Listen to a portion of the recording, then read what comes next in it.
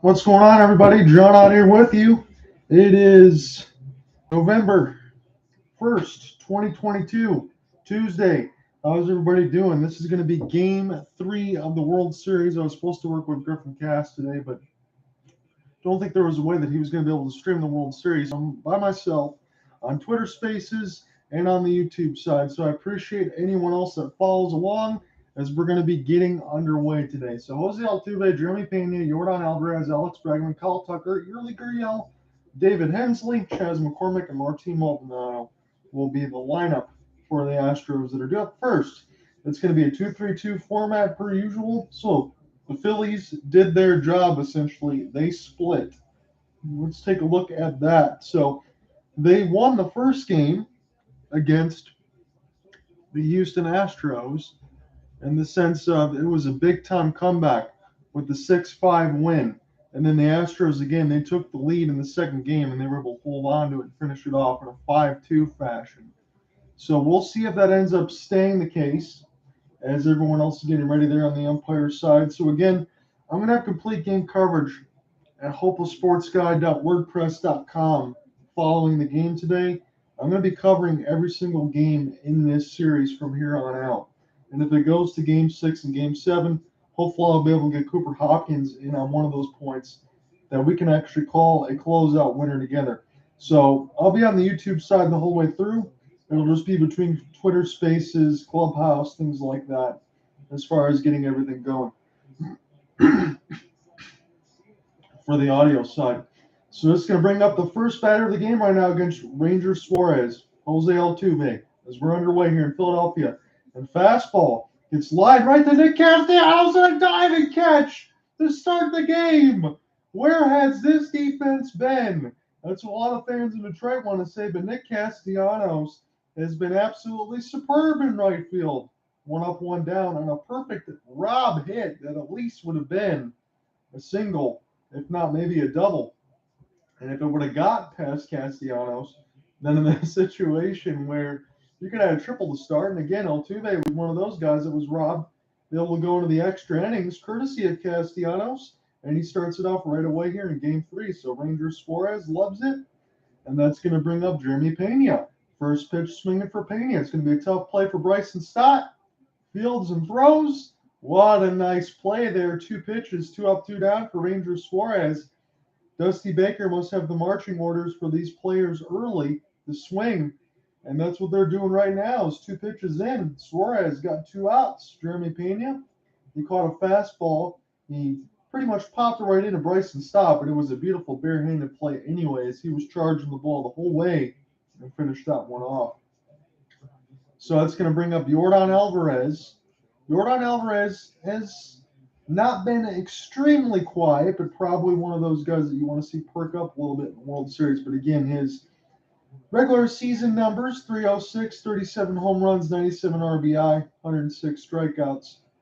Alvarez in the last game was 1 for 3, 2 runs scored, and an RBI. Just hitting 222 in this postseason, 1 for 7 with a double and an RBI right now. Alvarez will foul off the fastball, and it's already strike 2. So 5 straight strikes is what Alvarez is looking for in a quick top of the first. As the Phillies fans are waving the towels and they're up to their feet. Right now, you'd think the Phillies did their job against the Astros at Minute Maid. Now they get to go to Citizens Bank, and they could try to finish off the World Series here if they win 3 straight. Ranger Suarez has not given up a run in the postseason. He's pitched 9 innings. A cutter way out of the zone, try to get Alvarez to chase, but to be honest with you, it was way too far out, so he's just going to take that one. So 321 split against lefties, a 299 split against righties with 10 bombs on lefty side, 27 bombs on the righty side. So he hits for a lot of power and for average. 1-2 against Alvarez, and he fouls off the fastball. So good job here early. Again, top of the first with 2 outs with Yordan Alvarez. Instead of going 1-2-3, at least follow a couple of these pitches off. You don't really want to have a situation where first 2 guys swung on a first pitch, and Suarez is going to have an easy night. So we'll see how long Alvarez can extend this at bat against Ranger Suarez. And he cues a off-speed pitch cutter there, foul down the first base line. And we'll do this again.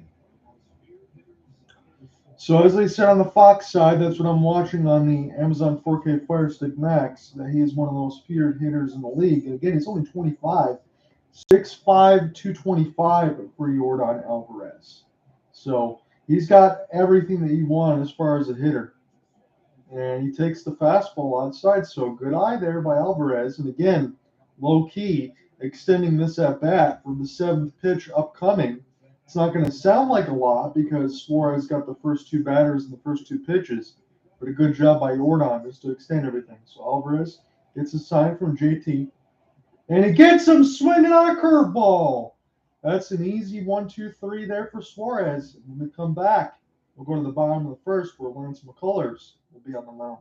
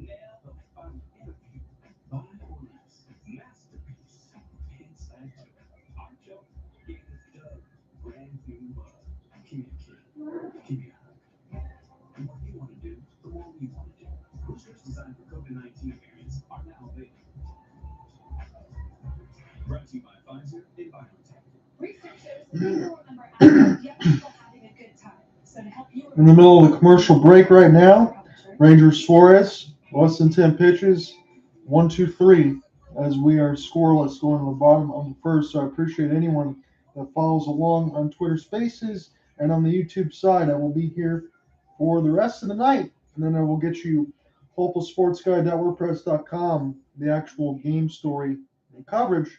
But I'm going to be here for the rest of the week, I should say, as far as Game 3 to Game 7, if it goes that far. And if we do get to that point, hopefully for Game 6 and Game 7, if it's a possible closeout at that point, then it'll be Cooper Hopkins and myself on the call. I'm going to try to get him in on a baseball game. I know a lot of us do hockey and all that, but I'm going to try to get him on a baseball game to get the closeout. So let's get you the starting lineup. It's been the same lineup. Schwarber, Hoskins, Realmuto, Harper, Castellanos, Bohm, Stott, Segura, and Marsh are your 1 through 9, as Lance McCullers will be on the mound.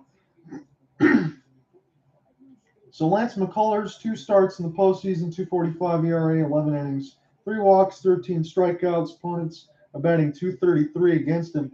So if you look at Lance McCullers' stats in the regular season as compared to last year, he had been hurt. 4-2 record, 2.27 ERA, 1.24 WHIP, 50 strikeouts.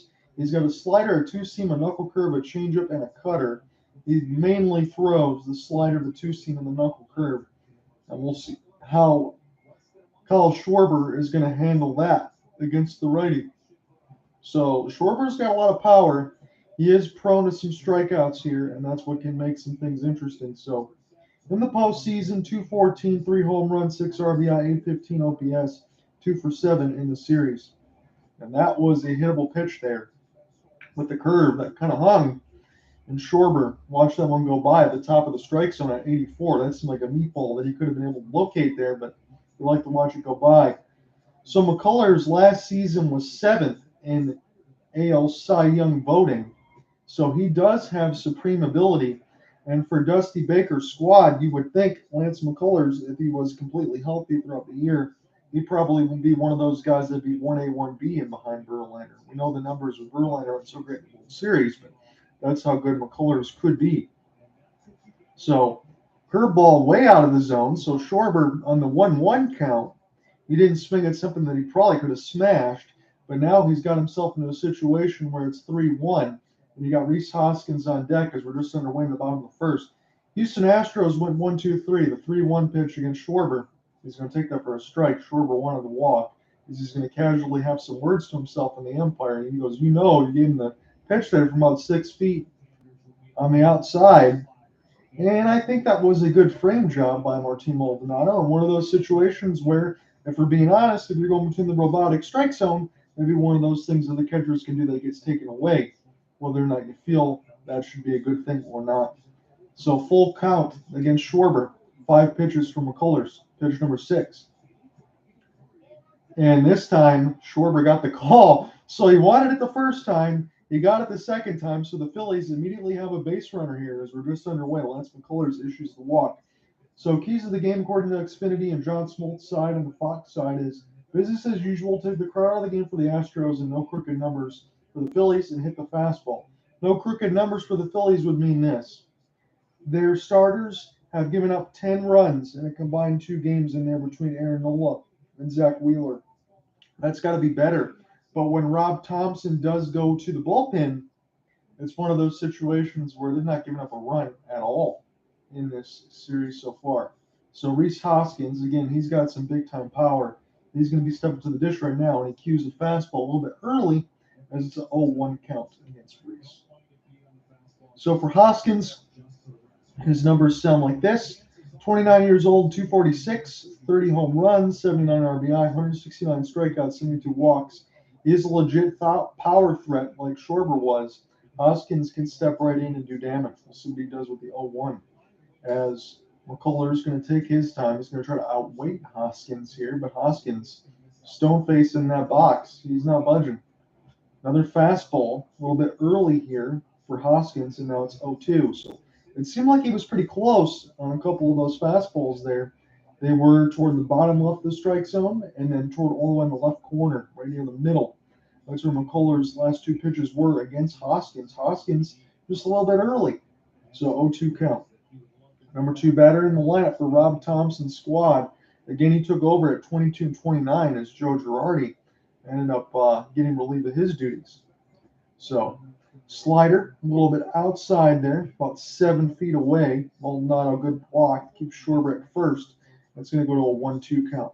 So for Lance McCullers, like we said, about 7th in the Cy Young voting last year in the American League. So he's got a lot of talent. He's coming off of a significant injury. He likes to play at a deliberate pace right now is what we're seeing. So it's going to be a little bit longer game. And thankfully, there's no rain threat tonight. And Hoskins did not get a piece of that. He swung and missed. He obliged Lance McCullers on a slider from about 7 feet in the bottom of the strike zone. And it's going to be 1 up, 1 down now with Schwarber at first. Again, it was one of those situations where Hoskins just bit on a pitch that he had no business swinging at. So it's going to bring up JT Realmuto. JT Realmuto was the hero in Game 1.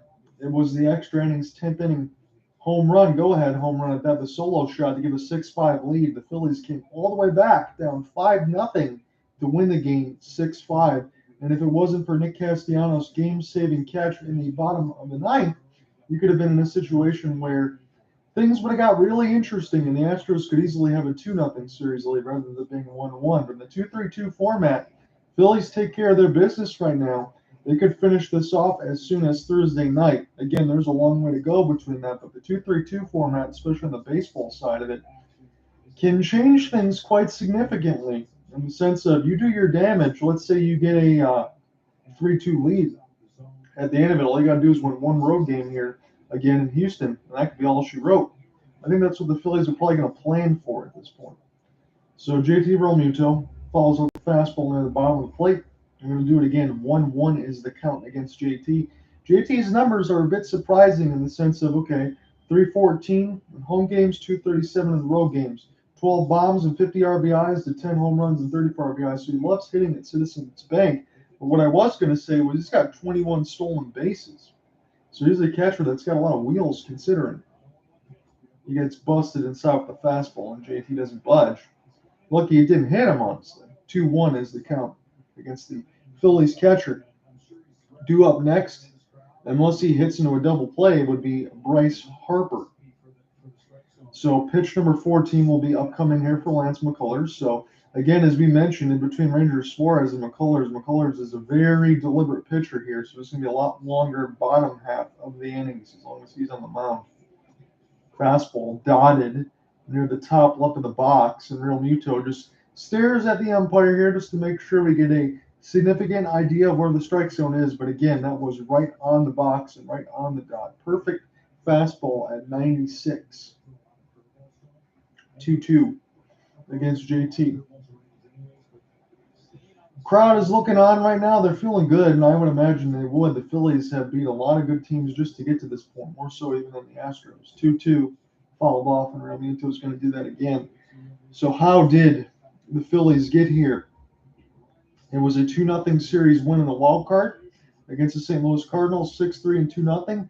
It was a win in the NLDS against the defending champion Atlanta Braves. They won the series in 4 games. 7-6, a 3-0 loss, and they won the next two, 9-1, 8-3. It was an NLCS win against the San Diego Padres, who you mentioned. They traded for Josh Hader and Juan Soto, and now they're in the World Series. Great at bat by Realmuto right now as he lays off the pitch, and it's another 3-2 count. That's the third batter, and it's the second full count. So 2022 Gold Glove winner, the second of his career for JT Realmuto. Again, he's thinking about the bat side of it, not just the fielding side. As Harper is doing deck, Realmuto's got a full count. Schwarber could be off with the pitch if Rob Thompson elects. Keep out of that double play, so I have to watch for Schwarber at the first base side.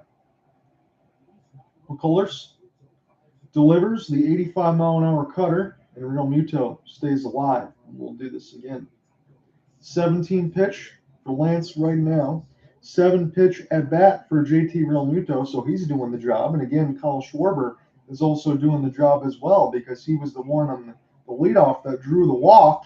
So they're trying to extend the Phillies as much as they can here for McCullers as Dusty Baker looks on. Again, I'm watching the 4K Fire Stick Max on the Fox side for the World Series, and then trying to relay it to you on Twitter Spaces on the YouTube side. So I appreciate anyone bounces in and out tonight. Full count pitch again for Realmuto. McCullers. And this gets popped up. Realmuto is not going to like that. This should go right to Martin Maldonado. Makes the catch easily, and that's going to bring up Bryce Harper. So McCullers had to go to a couple full counts so far, but he'll take it. And it's going to bring up Bryce. So the only difference right now for Bryce, the numbers sound down because of the injuries. 286, 18 home runs, 65 RBI, 87 strikeouts, 46 walks. He was the MVP last season, but he spent most of this year injured. So the 29-year-old can definitely do a lot of damage, and he's hitting just about 400 right now in this postseason. So he's really percolating and got hot at the right time as he's gotten healthy. 392 in the postseason with 5 bombs, 11 RBI, and an OPS of 1230. 2 for 8 in the series with a run scored and a walk. So Bryce has been doing the heavy damage right now as they're training MVP right now at Citizens Bank, and I don't blame them because Bryce has been pretty excellent.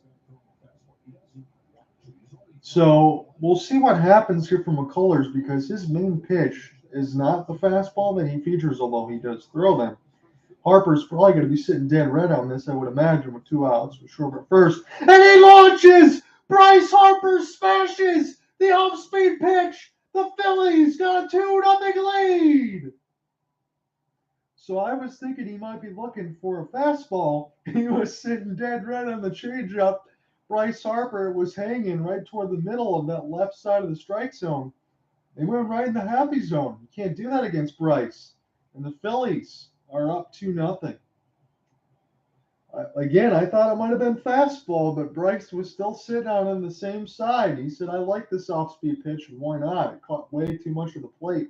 As Harper and Castellanos exchanged some words with each other, gives the Phillies a 2-0 lead, and that's exactly what, if you're McCullers, I don't mind you throwing an off-speed pitch, but you got to locate that down in the dirt. You cannot locate that on the inner third where it goes right in the bat path.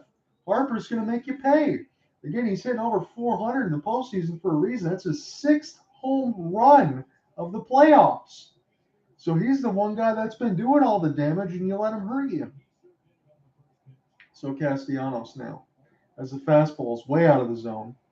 And Nick Castellanos hitting 220 right now. So maybe the bat isn't exactly where you want for Nick Castellanos, but 30 years of age now, 263, 13 bombs, 62 RBI in the regular season. But Nick Castellanos' defense has gotten exponentially better, especially, again, you're listening to a guy from Detroit, Michigan trying to broadcast this game here for you, and I appreciate anyone that bounces in and out of the YouTube and the Twitter Spaces side in the sense of he used to be DH'd all the time, or he would play first base or third base because he couldn't play a lot of defense. And you see Nick Castellanos make a couple sprawling catches in the World Series.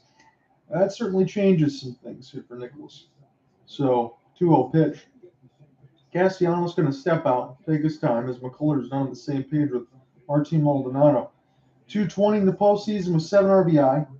2 for 9 in the series with an RBI, 4 strikeouts, 2 runs scored. 2-0 pitch. Castellanos puts it down the third base side. It's going to go right to Bregman. And McCullers gets out of it, but not before. He gives up the 2-run shot to Bryce Harper. Phillies take the lead after the bottom of the first. It's 2-0 Phillies. Astros up the bat next. Stay tuned.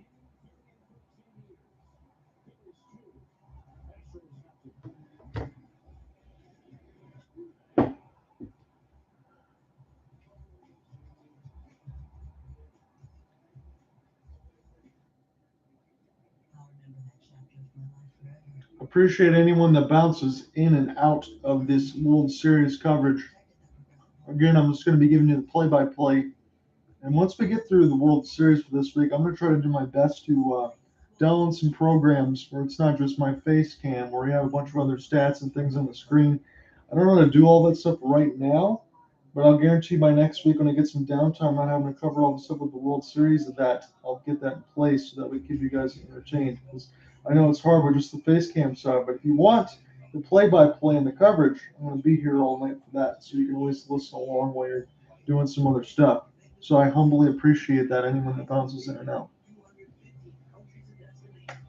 We're in the middle of our break here. It is the top of the second inning upcoming. Bryce Harper just hit a 2-run bomb.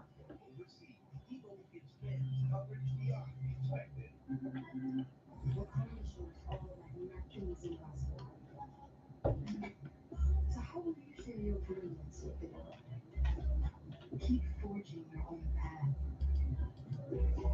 And keep shining for everyone to see. After all, you never know where you'll find inspiration. It's bringing that great idea to life.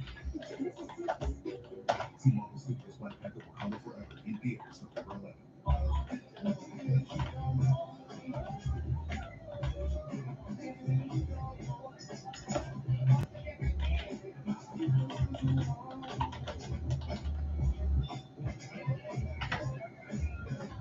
Hopefully in the comments section, if you guys can see that, I'll just try to update you.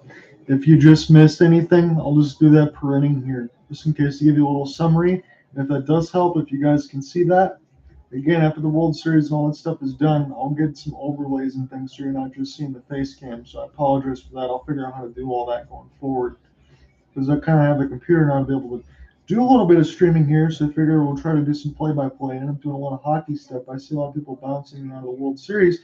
I don't know if it's just because of the World Series or where they've done a better job putting keywords and things in there, but I humbly appreciate anyone, honestly, that comes in and out to listen here tonight.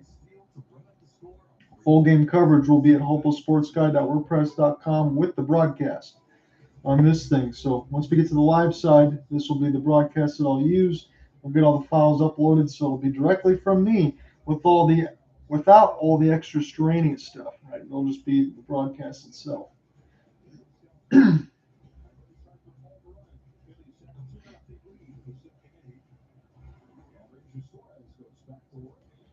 So Ranger Suarez will go back to work right now.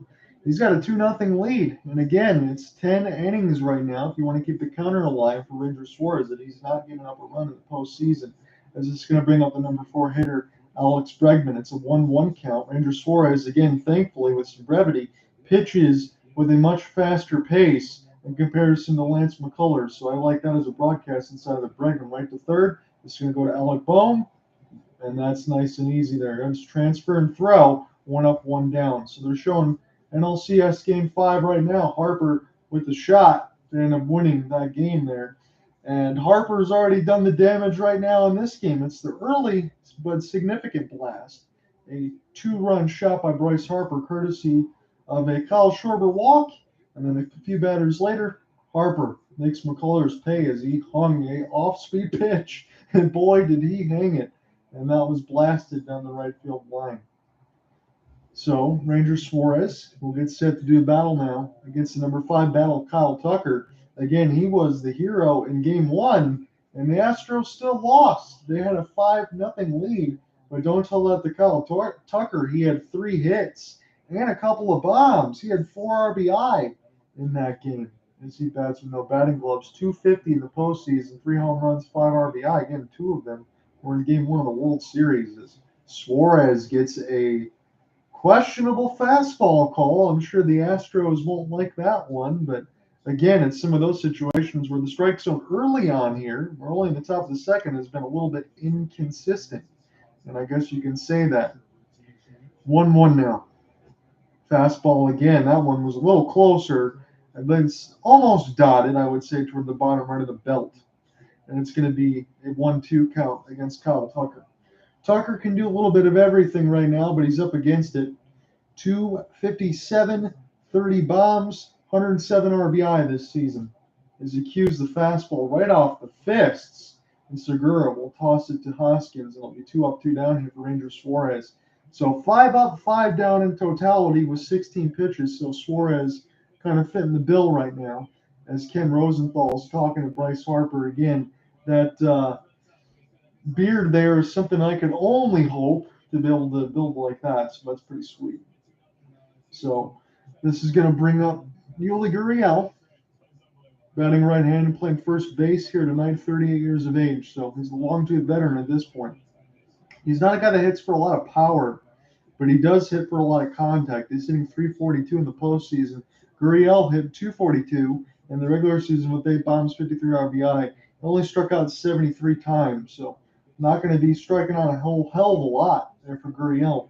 He's going to put the bat on the ball. He's going to try to make something happen.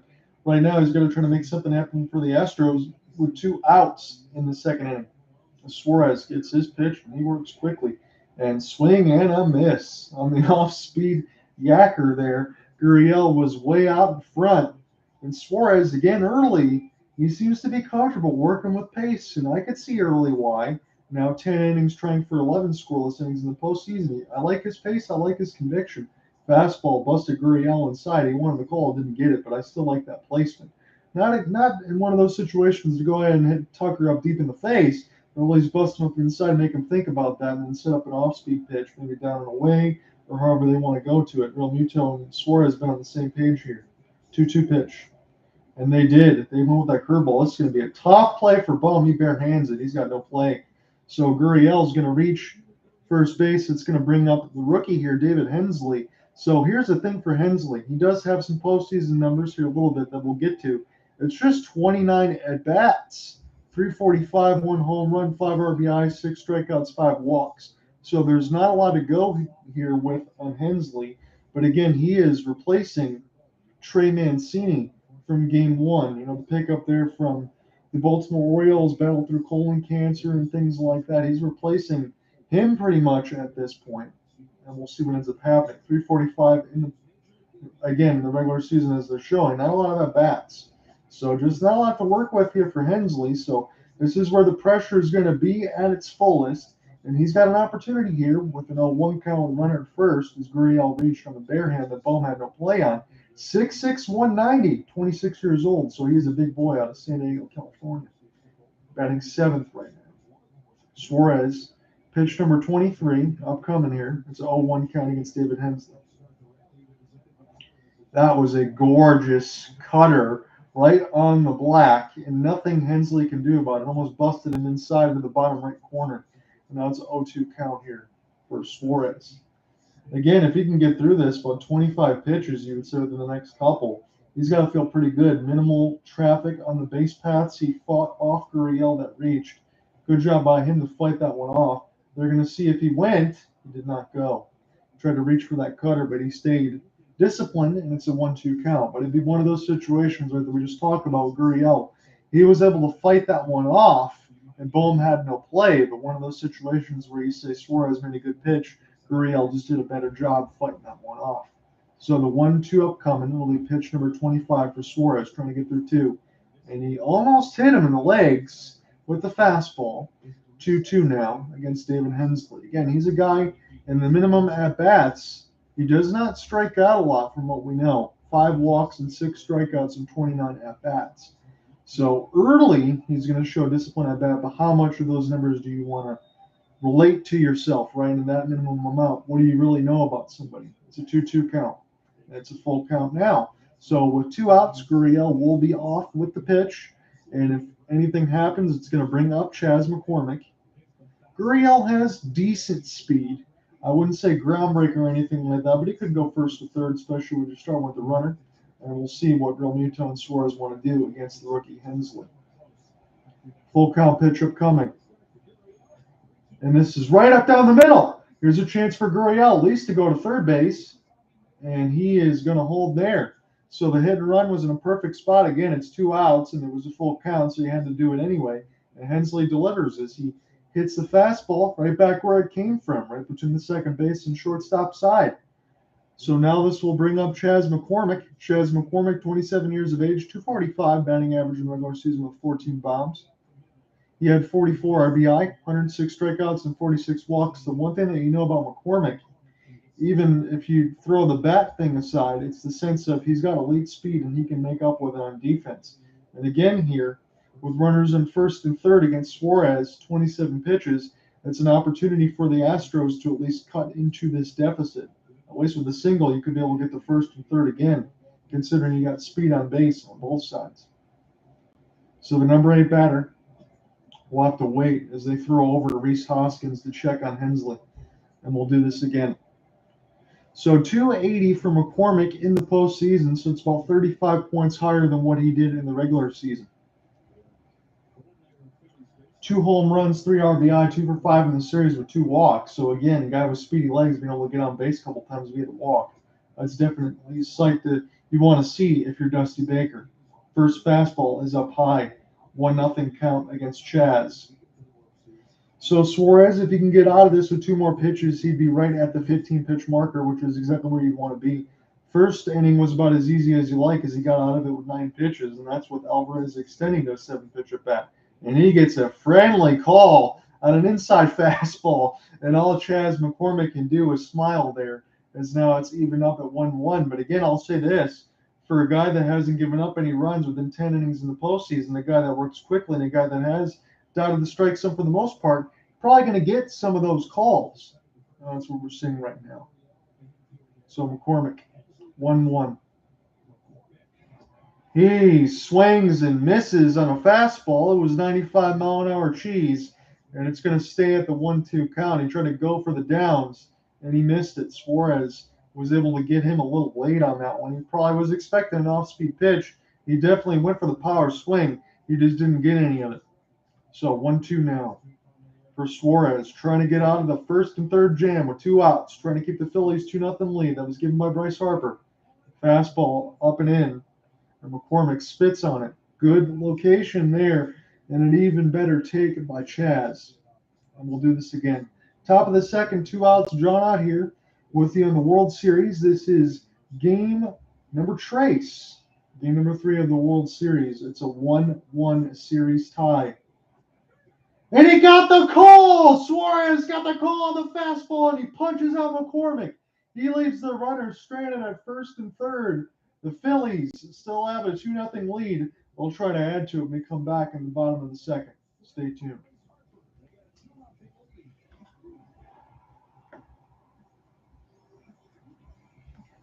I see a lot of you guys jumping in and out from the YouTube side. Humbly appreciated. If anyone else just enjoys the play-by-play and the call, you can stick around, bounce around, be my guest. Again, when the World Series and all that stuff is over next week, I'll do a better job of trying to get more screen and picture so you can look at my notes and look at ESPN box score and other things to keep you entertained, because I know just seeing my ugly mug with a fan spinning probably isn't what everybody wants. But I appreciate everyone that's kind of bounced in and out here tonight, humbly.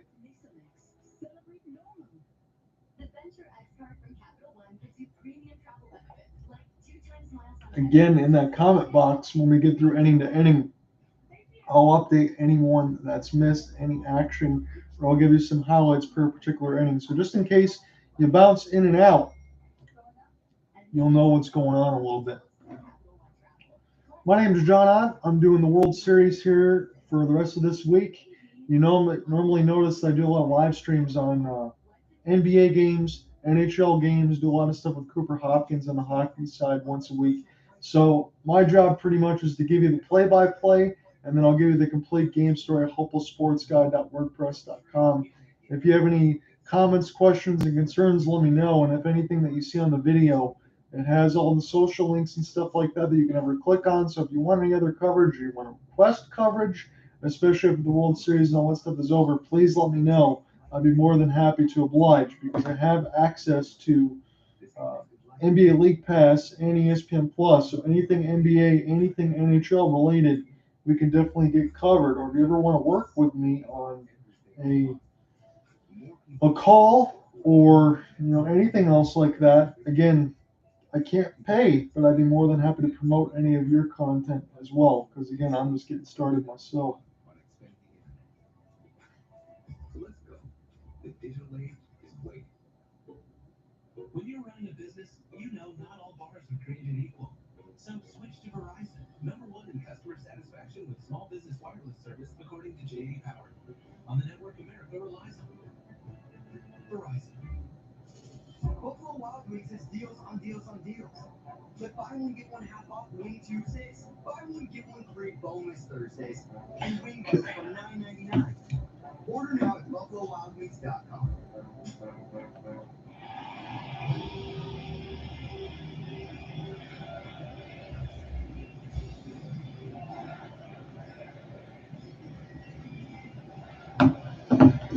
In the middle of our commercial break right now, but we're going to be getting set for the bottom of the second inning. Lance McCullers is going to go back out there. He was bitten by the home run ball, courtesy of Bryce Harper. So checking in right now from the break, Alec Bohm launches it toward the warning track, and it's gone! Alec Bohm greets Lance McCullers with a solo shot. A 3-0 lead for the Phillies. And that was whistled down the left field line. It doesn't matter if it was a wall scraper or not. He got all of it, and he watched it sail out of here. Phillies take a 3-0 lead. So this has been one of those situations right now. 373 feet down the left field line. It's 1,000 total home runs in the World Series history. That's a little bit of an odd stat that they showed on the Fox side of it. But Alec Bohm, number 6 batter, gives the Phillies a 3-0 lead. And again, we talk about this many times in the sense of people were saying that the Houston Astros, again, I know there's tons of time, but let me just go back to the narrative real quick. The Houston Astros are just going to run all over this team. And we talk about it early in the broadcast. How did the Phillies get here? Well, they beat the Cardinals in the wild card. They beat the defending champion Atlanta Braves, and they beat the San Diego Padres, who just acquired Josh Hader and Juan Soto. You tell me again how you think the Phillies are going to get absolutely railroaded by the Astros. They had the supremely more tough road to get here. In comparison to the Houston Astros, yes, they earned their bye. Yes, they went 106-56, but they swept the Mariners and the Yankees. Tell me how that was a more difficult road in comparison to the Cardinals, the Braves, and the Padres. That's all I'm saying. So I never thought in the ability that the Phillies would just lay down and get beat up in this one, to be honest with you. I thought at least, and I'll give you my honest opinion, that the Houston Astros would win this series in 6, but I thought at least the Phillies would get that far and they would be able to do something. But it certainly seems like, especially they take this game tonight, and they already split and did their damage at Minute Maid because you did your job. You got your split. You take this one tonight, you have a clear opportunity in the 2-3-2 format, as they say, to just finish it off on Thursday night. Again, we have a long way to go in between that point, but that's the situation that you put yourself in there by earning that split on the road to start. And that makes a lot of sense, and that's exactly what the Phillies needed. So you cannot tell me that the Phillies couldn't get to this point and do their damage. And again, you're in a situation where their starters in between, as he gets punch out there, Bryce and Stott, you're in a situation where It was Nola and Wheeler gave up 10 runs. All of their runs were from their starters right now in the first 2 games. Every ticket and every button that Rob Thompson pushes here for that Phillies bullpen, he just keeps rolling sevens at the craps table. Those guys have not given up a run. So you get that back into that bullpen there from Philadelphia, they're even more dangerous. And that's something that people forget about. So it's going to bring up Gene Segura, and as Cooper Hopkins said, the former Seattle Mariner, who had exceptional numbers around that time. Segura is one of those guys that's cleaned up his defense, and he can definitely put bat on ball. 1-1 now is the count against Gene Segura. 30 pitches into Lance McCullers' day. 233 in the postseason with 6 RBI. 1-1 fouled in off the hand. Segura is going to stay alive as this goes down the left field line. And we'll do this again. So McCullers right now, he's given up 3 runs, 2 of the home run variety. It was a 2-run shot by Bryce Harper. It was a solo shot, bottom of the second leadoff by Alec Bohm. And that's where we are right now. It's a 3-0 Philadelphia Phillies lead in the bottom of the second against the Houston Astros. Segura. Good pitch there, but Segura with an even better eye spits on it in the bottom left corner, about 5 feet from the shoes. As McCullers will get set to dig in on pitch number 33. McCullers will deliver. And an off-speed pitch is going to punch out Gene Segura. And that's going to bring up Brandon Marsh in the bottom of the order. Brandon Marsh, 24 years of age, 288 in the regular season with 3 home runs, 15 RBI, 41 strikeouts, 6 walks. He was acquired from the LA Angels. Again, you have the situation with the Angels where you have Shohei Ohtani and Mike Trout. And you're still not winning games, so Brandon Marsh would probably feel pretty good to be acquired there from the Phillies. They gave them some depth there in the center field, hoping to bring some power back in the bat. He's hitting just 161 for his average in the postseason, but his numbers were a lot better even last year. And this is if he can bring some power and he's got some speed in center field to play that. When you want to give Matt Bierling or anyone else a day off, that's what Marsh would be for, and that's exactly what he was acquired for. So first career postseason home run for Alec Bohm was the 1,000th in World Series history. So I'll make sure I put that in the chat box. As Marsh, don't know if he went. The fastball was out of the zone. It bounced past Maldonado. It's a 2-0 count as it cut away momentarily there with Ken Rosenthal interviewing Alec Bohm. So 2-0 count, Brandon Marsh in the bottom of the order, and that's going to flip it back over if it doesn't already. If he gets a hit, because it'll be the top of the order if Marsh doesn't get a hit to go to the bottom of the third for the Phillies next. But it's still a 2-0 count. McCullers on the mound, pitch number 36. And that one is hung. That one's at the warning track. To the wall. Tucker jumps. And it's off the top of the wall. I don't think that it's gone. But now the umpires say circle the bases. That one is gone. Kyle Tucker gave it a jump. It was a nice effort. It just got out of here past the line. And Brandon Marsh makes it a 4-0 lead for the Philadelphia Phillies. So when I take a look at it, it's got to get past that yellow line. And yes, it did. That's a home run for Brandon Marsh. I was a little hesitant on my call just to make sure that it got across that line. And yes, it did. The bottom of the order for the Philadelphia Phillies right now, if you're punching the yes button right now, I'd imagine if you're punching it late here for the Phillies, it's a home run in every 11 at-bats at home for the Phillies offense in 2022 postseason. That's pretty good, is it not? As the fans can't believe it right now. Lance McCullers is getting worked harder than one of those workout videos in the 90s right now. I mean, this is crazy. He's just getting blasted from left and right. It was Harper, it was Bohm, and now it's Brandon Marsh. All visit him to the red light district here to a tune of 4-0. The Phillies got the lead, and we're still in the bottom of the second. So this has been a series right now. I wasn't able to cover game 2, but we can all say this with honesty, can we not? This has been a series right now where runs have been early and often. And in these 2 ballparks, in between Minute Maid and now Citizens Bank Park for the next 3 games, they are very conducive to scoring runs. Now the home run is under review. Marsh is still going to get some fist bumps. And even if that's not a home run, you would at least think that Brandon Marsh is going to be awarded second base, even if the run doesn't count. but the refs are going to put the headset on and take a look at it, just like I thought they might. I don't think this is going to be a particularly long review because the Fox Sports angles that we got, again, I'm watching the local side for Fox too. Anything for Fox on your local side, you'll be able to watch the World Series. What's the call? It's a home run. So that was a quick review. It was over the line, no doubt about that, Marsh. Hits the solo shot. It gives the Phillies a 4-0 lead. But I was going to say it's one of these situations, not just between these two teams that you had mentioned, with the Astros and Phillies can score a lot of runs, but in between Minute Maid and Citizens Bank, where we're going to be for the next 3 games. This is ballparks that are small, not quite the Yankees ballpark, bandbox, but small bandbox ballparks that are conducive to runs and two teams that are conducive to scoring runs. So you would imagine if these pitchers don't do a good job of locating their pitchers, which McCullers has not so far, you can be in a world of hurt. And that's what the Phillies are delivering right now early in this contest. So top of the order already up once more, and it's the bottom of the second. And Schwarber takes an off-speed pitch way off the plate, about 7 feet, and we'll do it again. So first plate appearance, walk and run scored, 214 postseason average, 3 home runs, 6 RBI. Schwarber doing a little bit of everything. 1-0 pitch.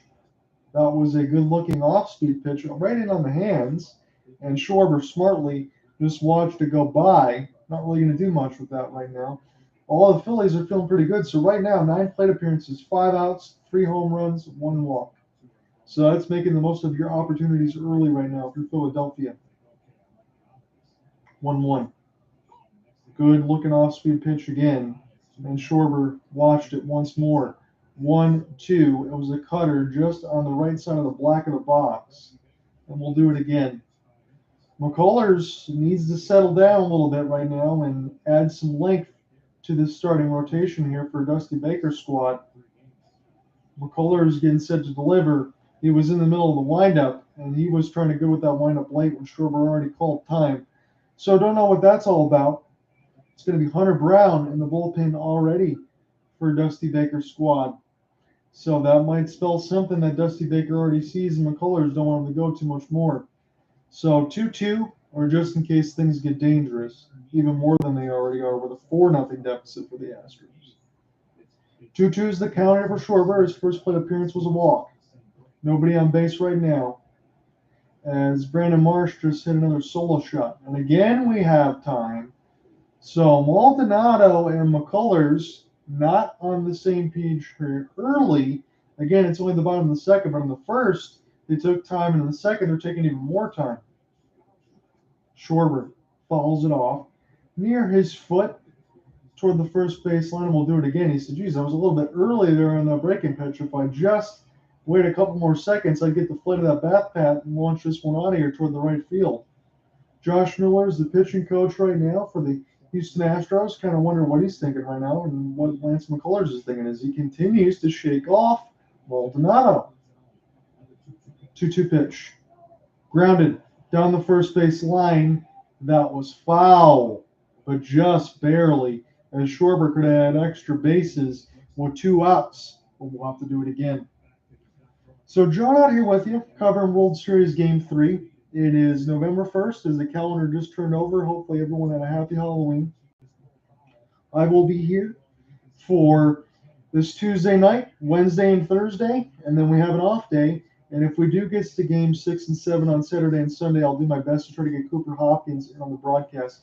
This one's going to go right to Gurriel, who's going to flip it to Lance McCullers, and that'll be it. But not before the Phillies do a little bit more damage, courtesy of a couple solo bombs for Alec Bohm and Brandon Marsh. That's 4-0 Phillies after 2 innings.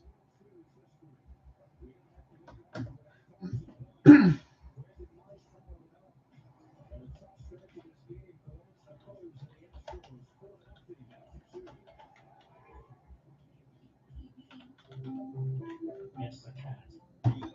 It's an owl cat. It's another cat that. Some things may be guessing. Not Belgium. Belgium takes the guesswork out of your life by analyzing millions of data points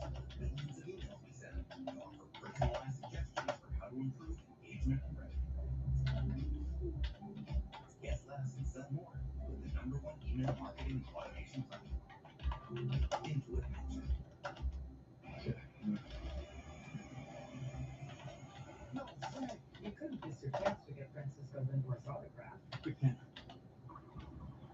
But now you're going to need someone new to sign your paycheck. Indeed. Indeed, you do. When you upload your resume to Indeed, you get personalized job suggestions based on your skills and preferences. Okay, so I just updated that again in the chat box. After 2 innings, it's 4-0 Philadelphia. Bowman Marsh hit a solo home run. Bowman marked the 1,000th home run in World Series history.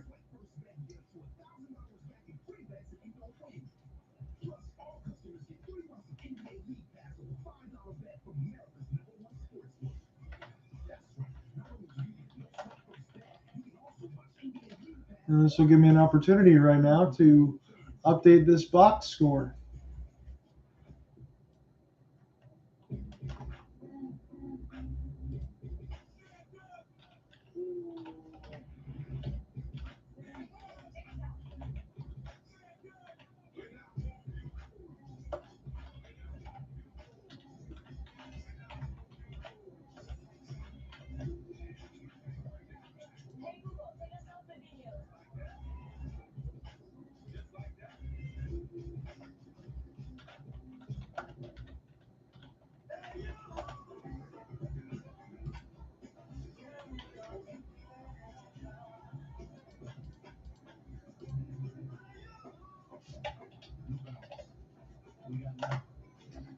We're going to be heading the top of the 3rd inning momentarily.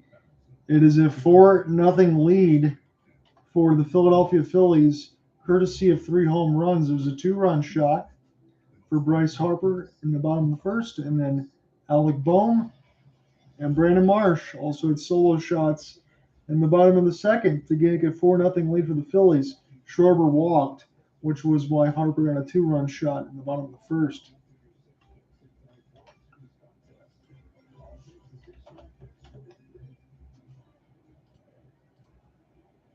Again, anyone just joining me, you can check the chat box if you need some updates as far as where we are in the game for some updated details. I'll do that courtesy of every inning. So Martin Maldonado will be the batter here as you go to the bottom of the order. Cooper, what's going on, my man? We'll put you in here right now.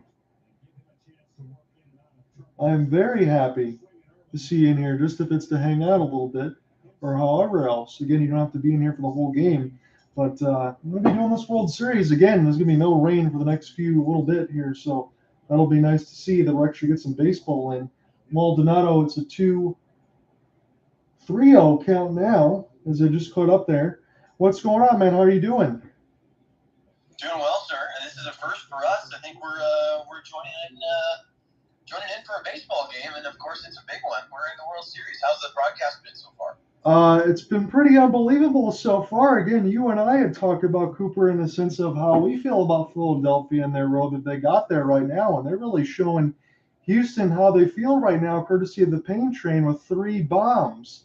It's a 3-1 count here for Suarez. Perfect pitch near the right side corner, and we'll do this again. So Cooper, if you're going to be hanging out with me for a little bit, I don't know how long you want to do the game. We could switch off inning to inning if you like.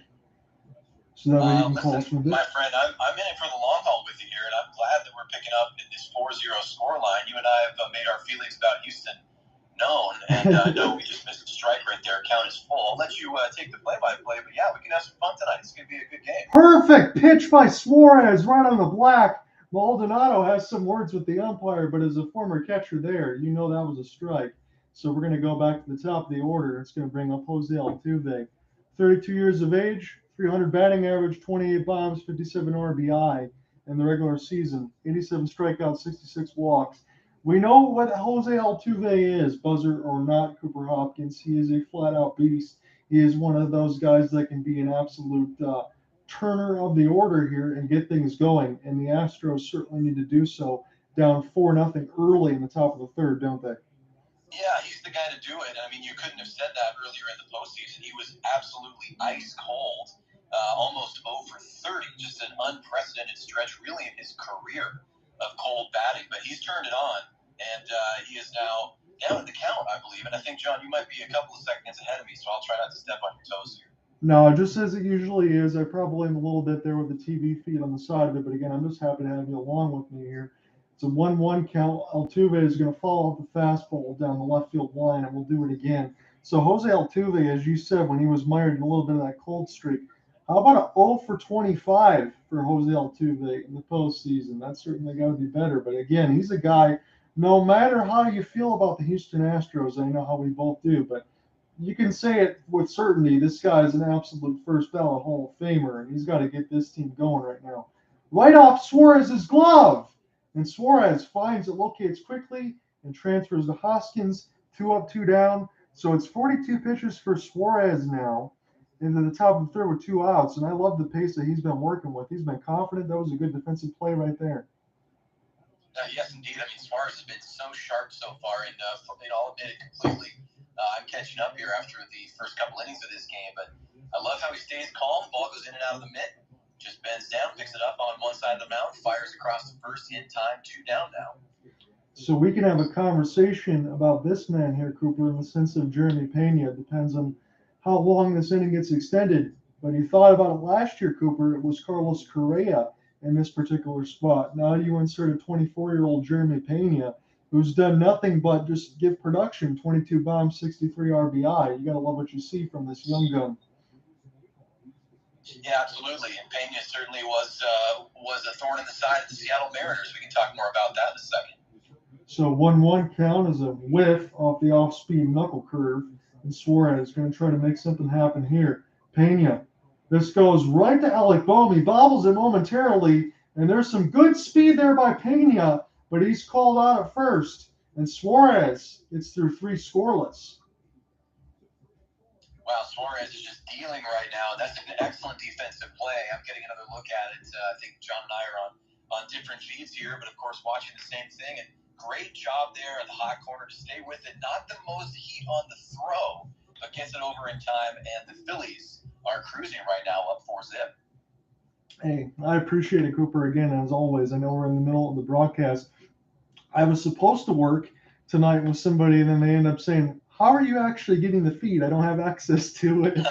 So I ended up doing the game and working stuff out. Obviously, when I talk with you, talking with my cousin as well and stuff, in the sense of, all right, people do a lot of YouTube streaming things. A lot of times they'll use it for games. I'm trying to use a couple of platforms. So once I get to the World Series and get a little bit of downtime, where there'll be like graphics on the screen, so anyone that jumps in on the YouTube side can see things. So they can see my notes, they can see the graphics. Obviously, you can't see the game because I would be kicked off YouTube, but it give them more things to keep them entertained. So hopefully when we do our hockey games and all that, I can kind of do some of that same stuff, and hopefully maybe find a way, like you said, to bring in all of our reactions when we're doing games.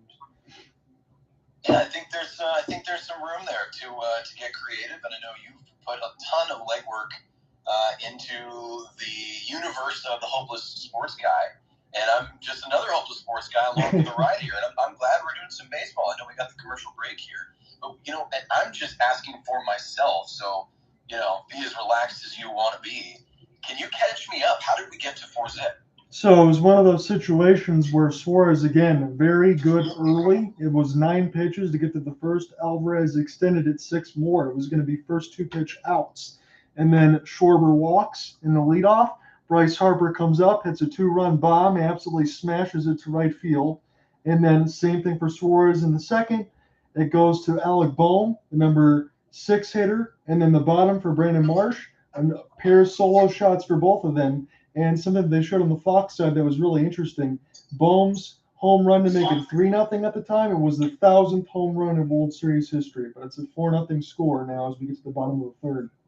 Wow, that's a pretty fun stat. I certainly wouldn't shy away if I were a major leaguer. I would love to have a stat like that. It's a home run that made a huge difference in this game. I mean, I'm just thanks for the summary. I'm just catching up, and it certainly looks like Suarez is absolutely locked in. And that's what I like right now. Not only is he locked in, it's also in the same situation if you go for the Astros here in Lance McCullers. It's a much more deliberate pace. And you'll notice as you go throughout this game, depending on how long Dusty Baker lets him go, him and Maldonado, the catcher, have not been on the same page. They've been shaking each other off quite a bit. And McCullers has had a couple meaty off-speed pitches that caught too much of the plate, and the Phillies made him pay. Yes, indeed. I mean, it's always fun when you see that 3 hits, 4 runs. So yeah, the Phillies are, and I of course always anytime I get a chance to talk about the Mariners, who of course broke their streak this year after 21 seasons out of the postseason. I'm happy that Philly is starting off this game strongly, and the Mariners, that's how they scored a lot of their runs this year, by the long ball. And Pena, of course, who we mentioned, he was up in the previous inning. He sent one over the wall in the 18th inning of that game. I will never forget, and many baseball fans won't forget. That was the series clincher for the Mariners. For the Astros. Here they are in the World Series, and McCullers is dealing now. So John, I'll let you get back to the play-by-play. Yeah, the funniest thing was when we ended up doing Battle of Alberta, I know, last week, but when I was asking you, it's like, okay, John, I could do the game, but I'm in the middle of the 18th inning. Yeah, I couldn't tear myself away. My wife Jen and I, we were watching that game, and it's at that point you're committed to a certain absolutely. extent, and you go through 9, you go through 12, you go through 15, and we were riding it to the end. They couldn't do it, but it was an incredible run for them. That Toronto wild card series, some memorable moments there from Cal Raleigh and the team. But this is a good World Series so far, and the Phillies, of course, and speaking of wild cards, they are one, and they're looking really hot right now. Yeah, I mean, you look at it as McCullers gets the punch out there, the Hoskins, in the sense of what they've gone through just to get here. How about going against the St. Louis Cardinals again this week in the wild card, Cooper, where you think about Albert Pujols, home run number 700, right? And then you have the sense of you went through the defending champion Atlanta Braves. I'll get him back in here in a second. And then now the Padres. So Realmuto, this one gets fouled off. And we're going to do this again. So I'll get Cooper Hopkins back in here momentarily when I see him bounce back in. So 0-1 count against JT led the Phillies to the World Series, the first appearance since 2009 for Rob Thompson. Again, having to take over there for Joe Girardi. And we'll see if the Phillies can continue to do the same type of damage. It's a 1-1 count. Bryce Harper, again, will be on deck. He's the man of the hour right now, but so are the rest of the Phillies. His 2-run shot gave the Phillies the lead, but now it's 4-0. So JT Realmuto slams the fastball down the right field line, and we'll do this again. McCullers hitting pitch number 50, and he's only through 2 1/3 innings right now, as he's got a 4-0 deficit. He cannot afford to allow the Phillies to score any more runs here. Things could already get disappointing and dangerous. But again, we saw that same situation as McCullers gets another punch out here, so maybe he's starting to get back on track. This one of JT Realmuto. But in the same situation when the Astros had a 5-0 lead, it was the Phillies that came back in game number 1 and won 6-5. So no lead can be safe, but you would think that's not going to continue to happen so many times.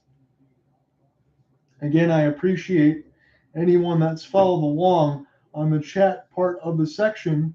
As far as will the Phillies take game 3, right now it's 80-20. 80% of you say yes, courtesy of 10 votes. So 8 out of 10 votes, they say yes. And I think you guys are on the smart money right now. So Bryce Harper, 0 for 1. In the count, I should say. 404 in the postseason, 6 home runs, 13 RBI. Harper going to step back in and lock in again in the dish. He's been locked in all postseason and above 400. That was a off-speed pitch, full slider up in toward the eyeballs. And we'll do this again here for Bryce as he takes the batting gloves off and can step back into the box and get all set up here. So 1-1 count against last season's MVP, Bryce Harper. And now again, in between of McCuller being in the middle of the mid-pitch, with Maldonado, they get crossed up, and he's going to step out of the box. So the Phillies, as McCullers isn't on the same page with his catcher, they are making no mistake about it in the sense of they're going to go ahead, and if he's not ready, they're going to step out of the box and take their time. Harper slams one toward the shifted infield. Jose Altuve throws to Gurriel, and it's still 4-0 after 3. Come right back. We'll get more of the call as the Astros are going to be up to bat.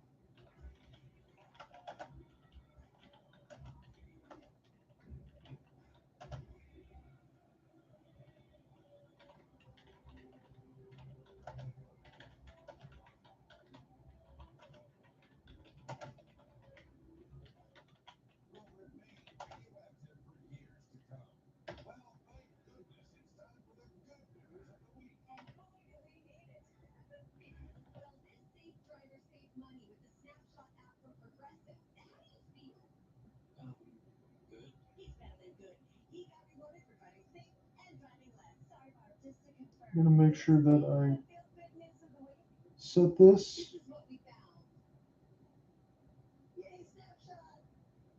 COVID-19 moves fast, and now you can too by asking your healthcare provider if an oral treatment is right for you. Oral treatments can be taken at home and must be taken within 5 days from when symptoms first appear. If you have symptoms of COVID-19, even if they're mild, don't wait. Get tested quickly.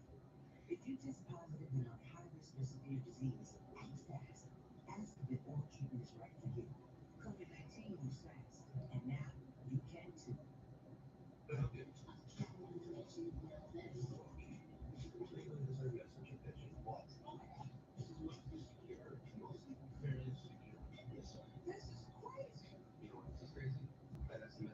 Trying to get Cooper Hopkins back in here. He joined me for a little bit. I just want to see if he does get back in here. I'll send him this Twitter link on the Instagram side. He probably got busy and took a call or something happened. But if not, I'll be here the whole way through. But if he does get back in here, we'll definitely get him in.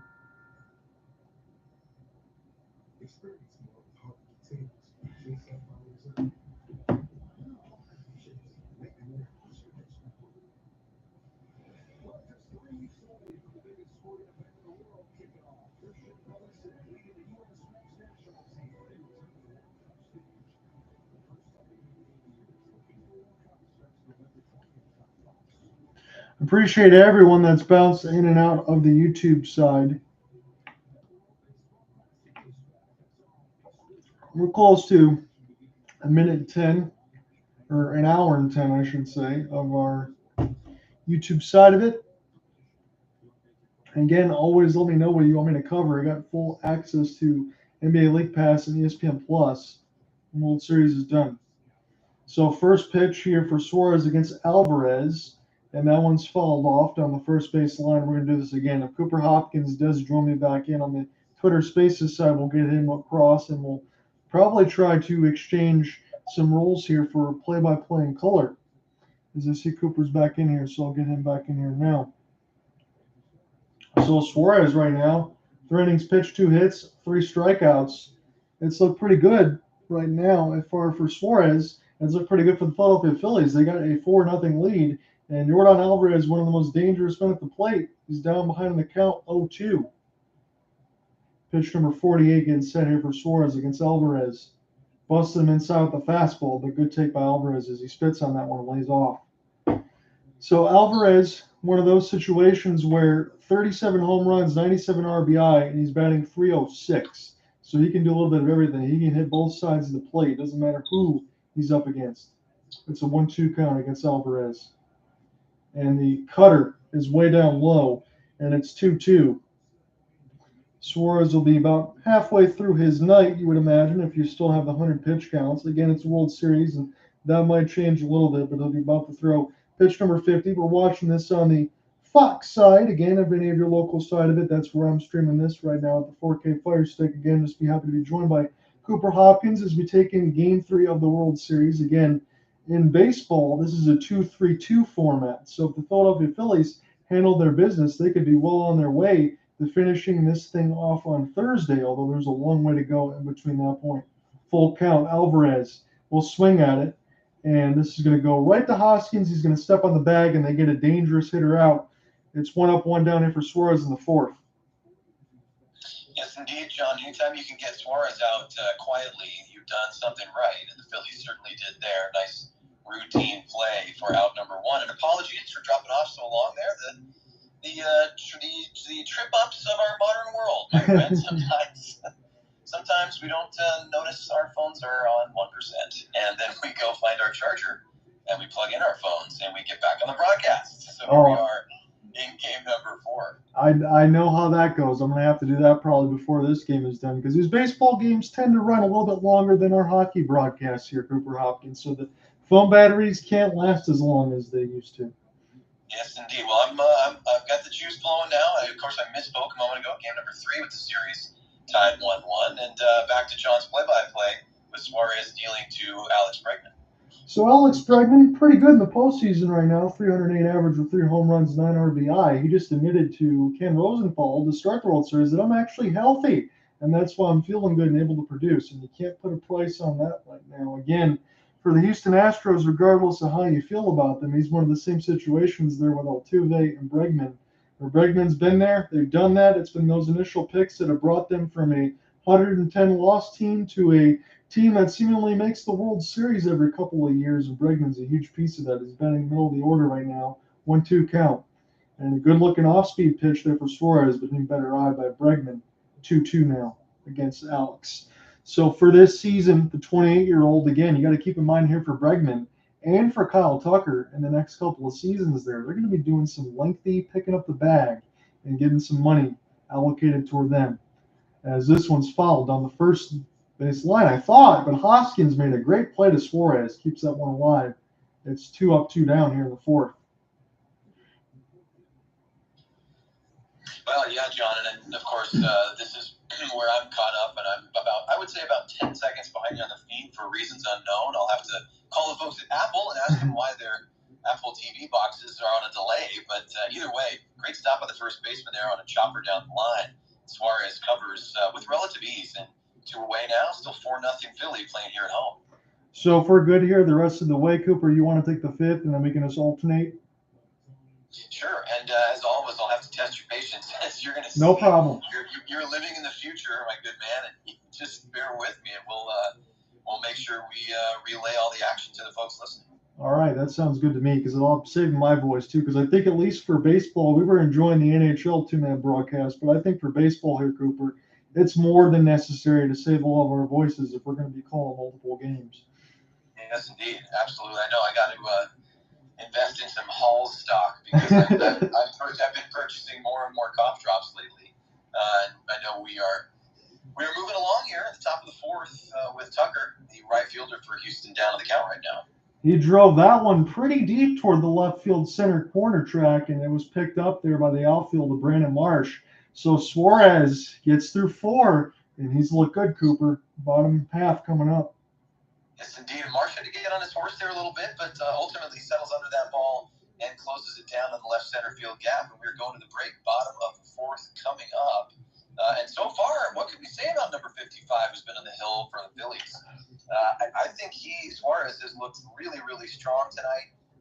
Never bothered, and just a couple of hits so far. John, do you expect him to go through 7 if he can stay on this pace, or even longer?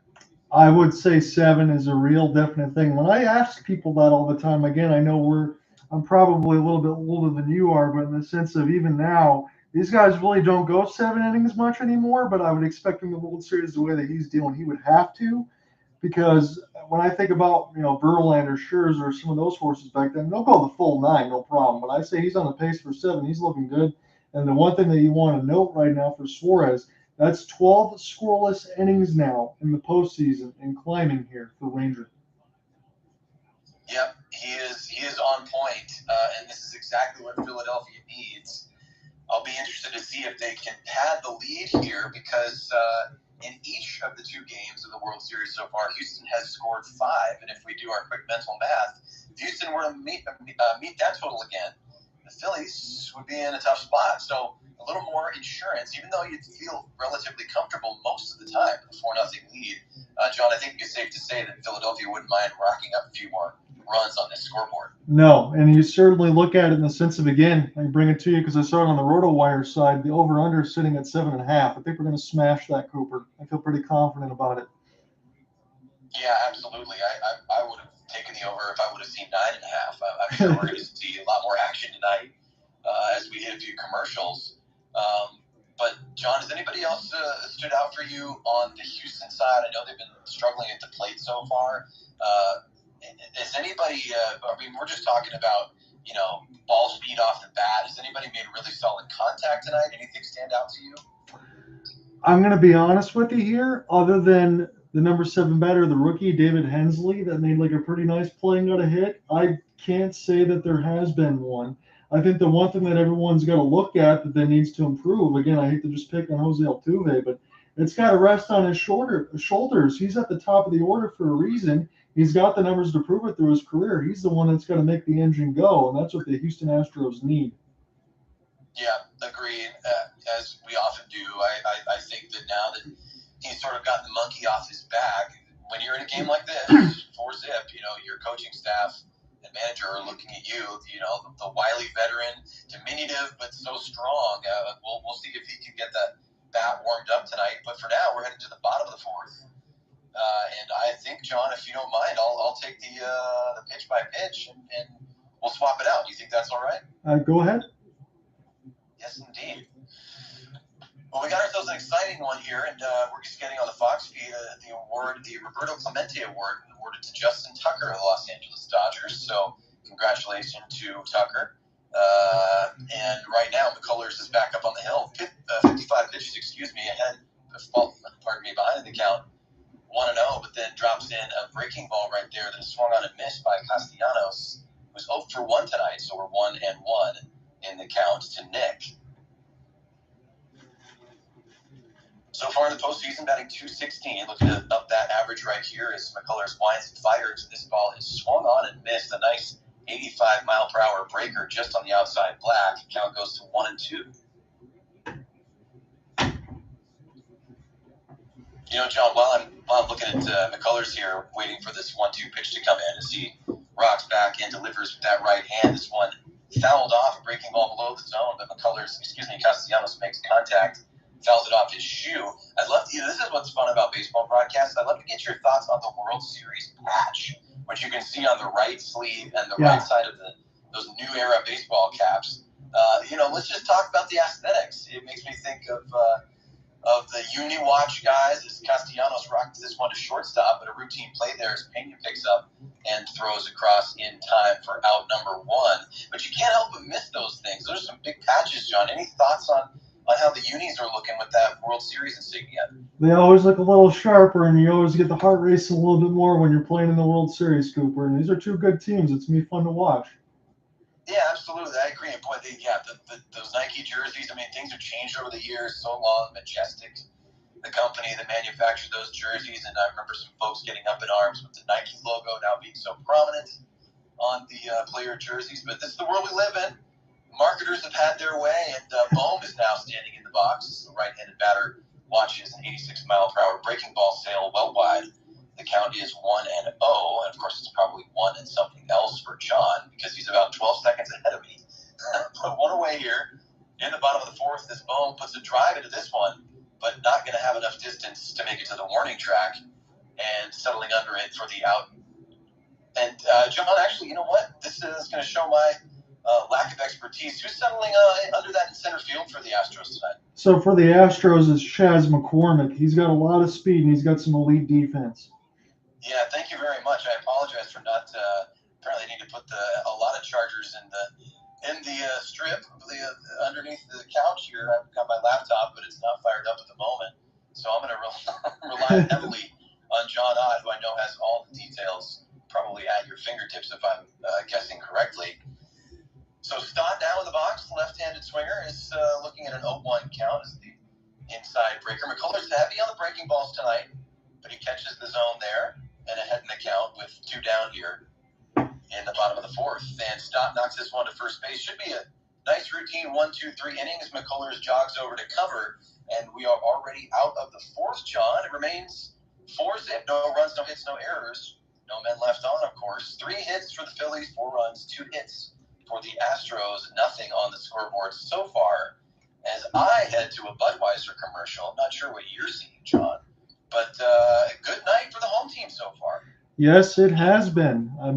They've gotten everything they want right now. And again, I will just say this for the Astros and the Phillies, especially for the Phillies, the first 2 games, their starters gave up 10 runs for Nola and for Wheeler. So for Suarez to throw up that donut right now, it gives the Phillies and Rob Thompson, their manager, a little bit of confidence. Yeah, absolutely. Absolutely. And the confidence is what's needed on the biggest stage.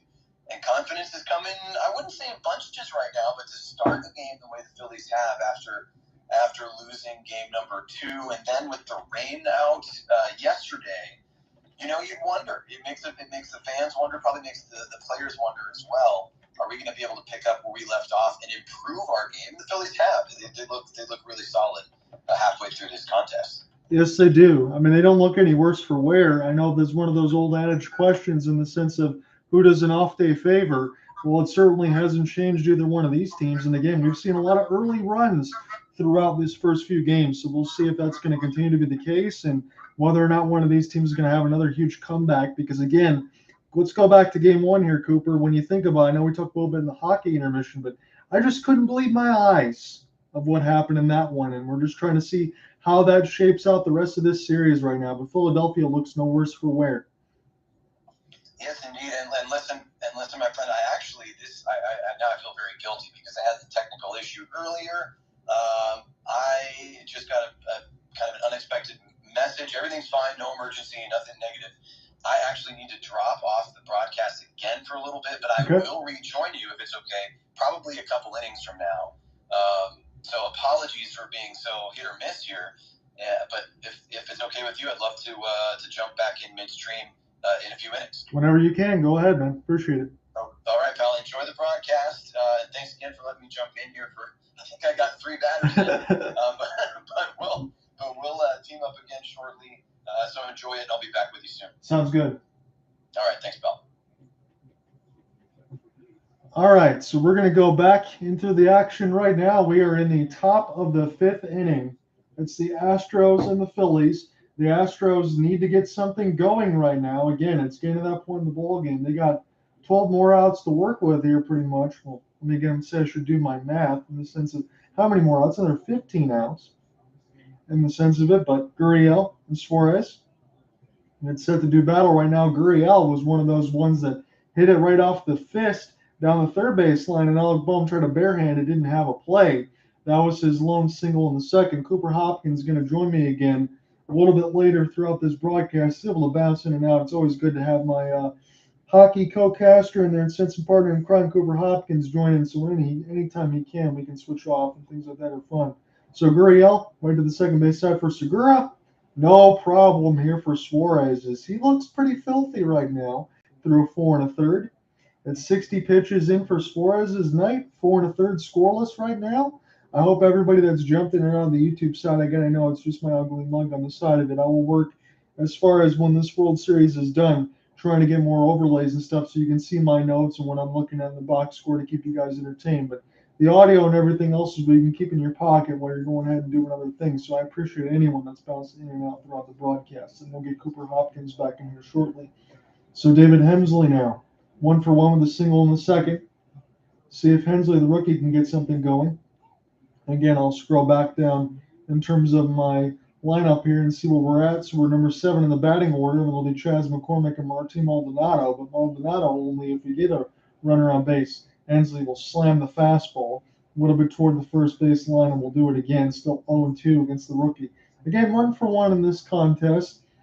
Again, now 30 at-bats for Hensley. So 345, 1 home run, 5 RBIs, 6 strikeouts, 5 walks. Limited sample size, but it's been good. Right now he's up against it in the count. Suarez has been feeling pretty good as swinging and missing as Hensley on the yacker. And Suarez gets another punch out. So that just dropped right off the table. That wasn't a standard 12-6. That's just that standard curveball that started up in the zone, went all the way down. Hensley bit for it, and there was no chance to make contact with that one. So Chas McCormick now will be due up here. 27 years of age, 245, 14 bombs, 44 RBIs, kind of been up and down a little bit with injury. But the one thing you know about McCormick is he's got some jets, he's got some elite defense, and that's what Houston's able to bank on. It's not so much, even though the 269 batting average is pretty good with 2 bombs and 3 RBI in the postseason, it's not so much about a big-time at-bat, more so of stabilizing everything in center field. And that's what McCormick will do, as he was way out in front of the curve, and nothing for McCormick to do but follow that one off. And now it's 0-2 against McCormick. So Suarez, he gets the pitch, he works quickly. The fans are up on their feet. It leaves their defense up on their toes. Anytime the pitcher works really well, I mean, the defense wants to play behind somebody like that. Suarez is definitely delivering. Fastball, or Curveball blocked there nicely, by JT Realmuto. And we'll do this again. 1-2 count against Chaz. The Astros now with just a couple of hits. The Philadelphia Phillies, they've had all their damage from the second and third innings as the bullpen is beginning to warm here for Philadelphia. But maybe that's just a cautionary thing for Suarez. As again, the curve was outside. 2-2 count against McCormick. And again, the Astros, I would say this, they just need to do all they can to find something, whether it's, those duck snorts, bunt, bloop base hit, home run, walk, anything they can do to just get something going. I know it's 2 outs now, but that's really where Houston's at right now. Get Suarez out of his rhythm. Curveball down the third base line, the player's dugout. We'll do it again. 2-2 count still against Chaz. Now, Chaz is one of those guys with 106 strikeouts, 46 walks, so he can definitely walk a little bit. He doesn't strike out all that often, but at the same time, with that defense and that speed, as the bullpen continues to warm. Now we'll make sure I scroll down a little bit as far as who that is. It's a full count against McCormick. So when you have the rest of that order there, I think it's Bellotti in the bullpen right now for Philadelphia Phillies. That's going to bring up Martin Maldonado if McCormick reaches. It's a full count, 2 outs, nobody's on base.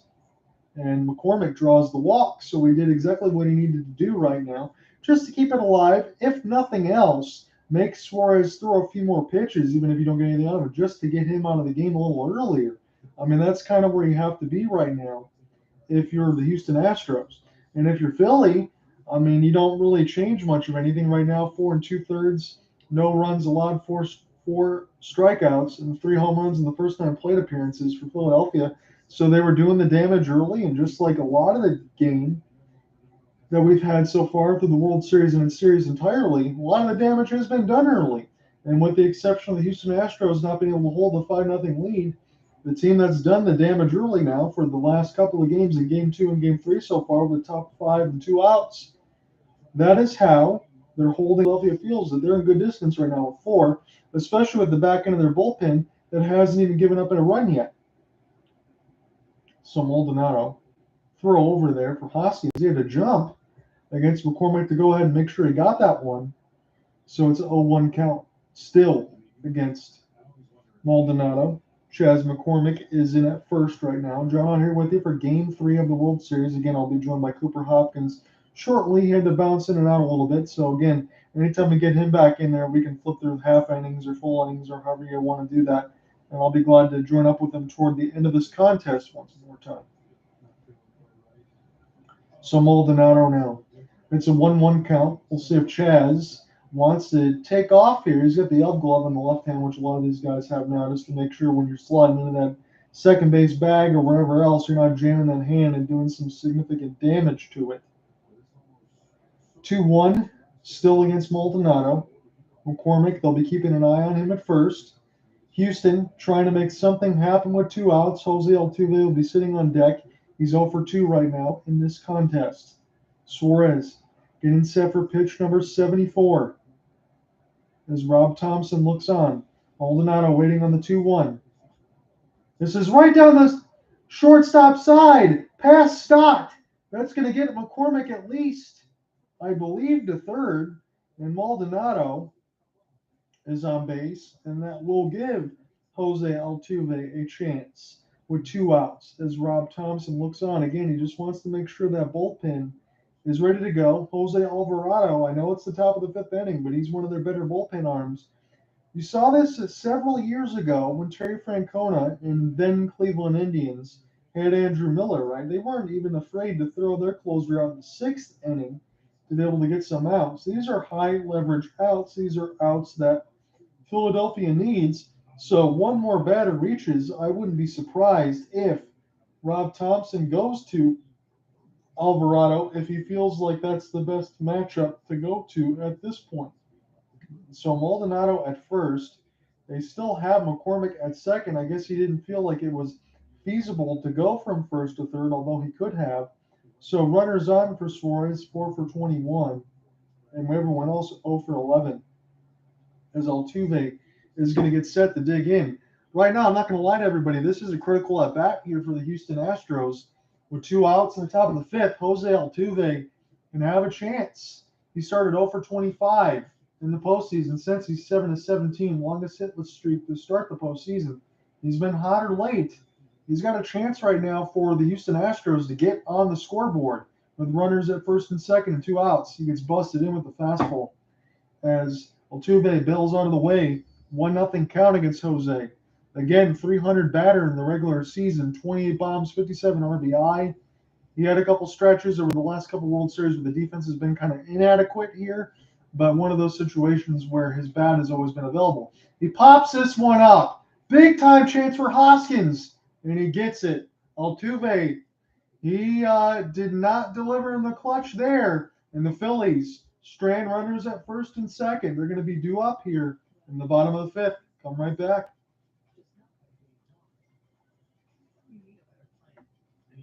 Again, anyone else that's just joining in after every inning, I will go ahead and update that box to let you know what's going on.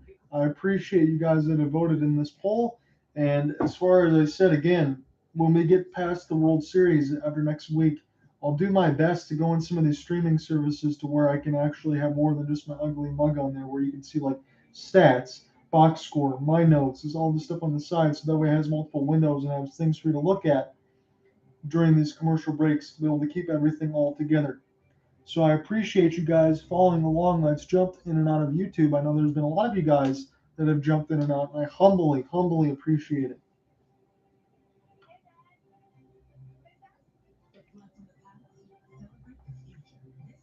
I will be here for the complete play-by-play, and I will give you the complete game story coverage at hopelesssportsguy.wordpress.com for all of these games.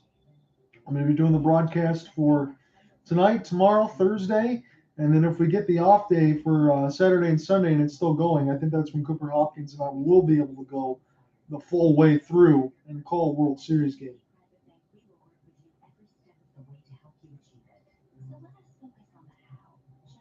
He's going to be back a little bit later in this broadcast. I will be right back.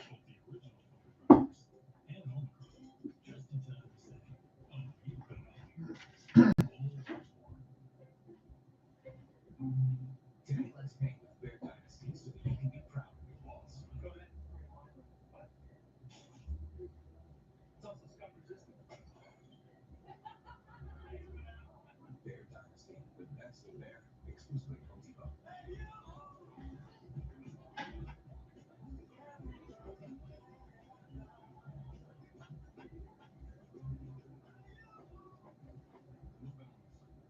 We got now.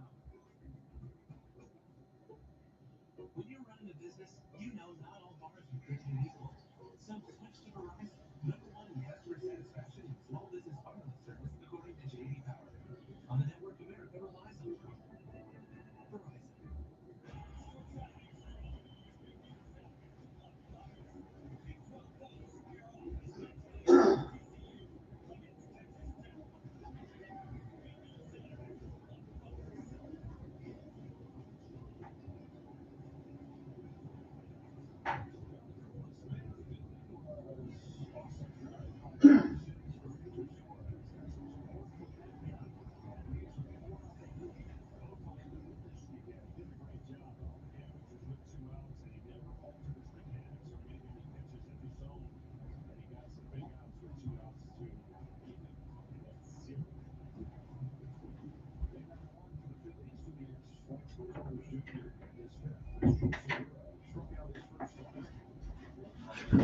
Oh, thank you for you guys sticking around. Apologies.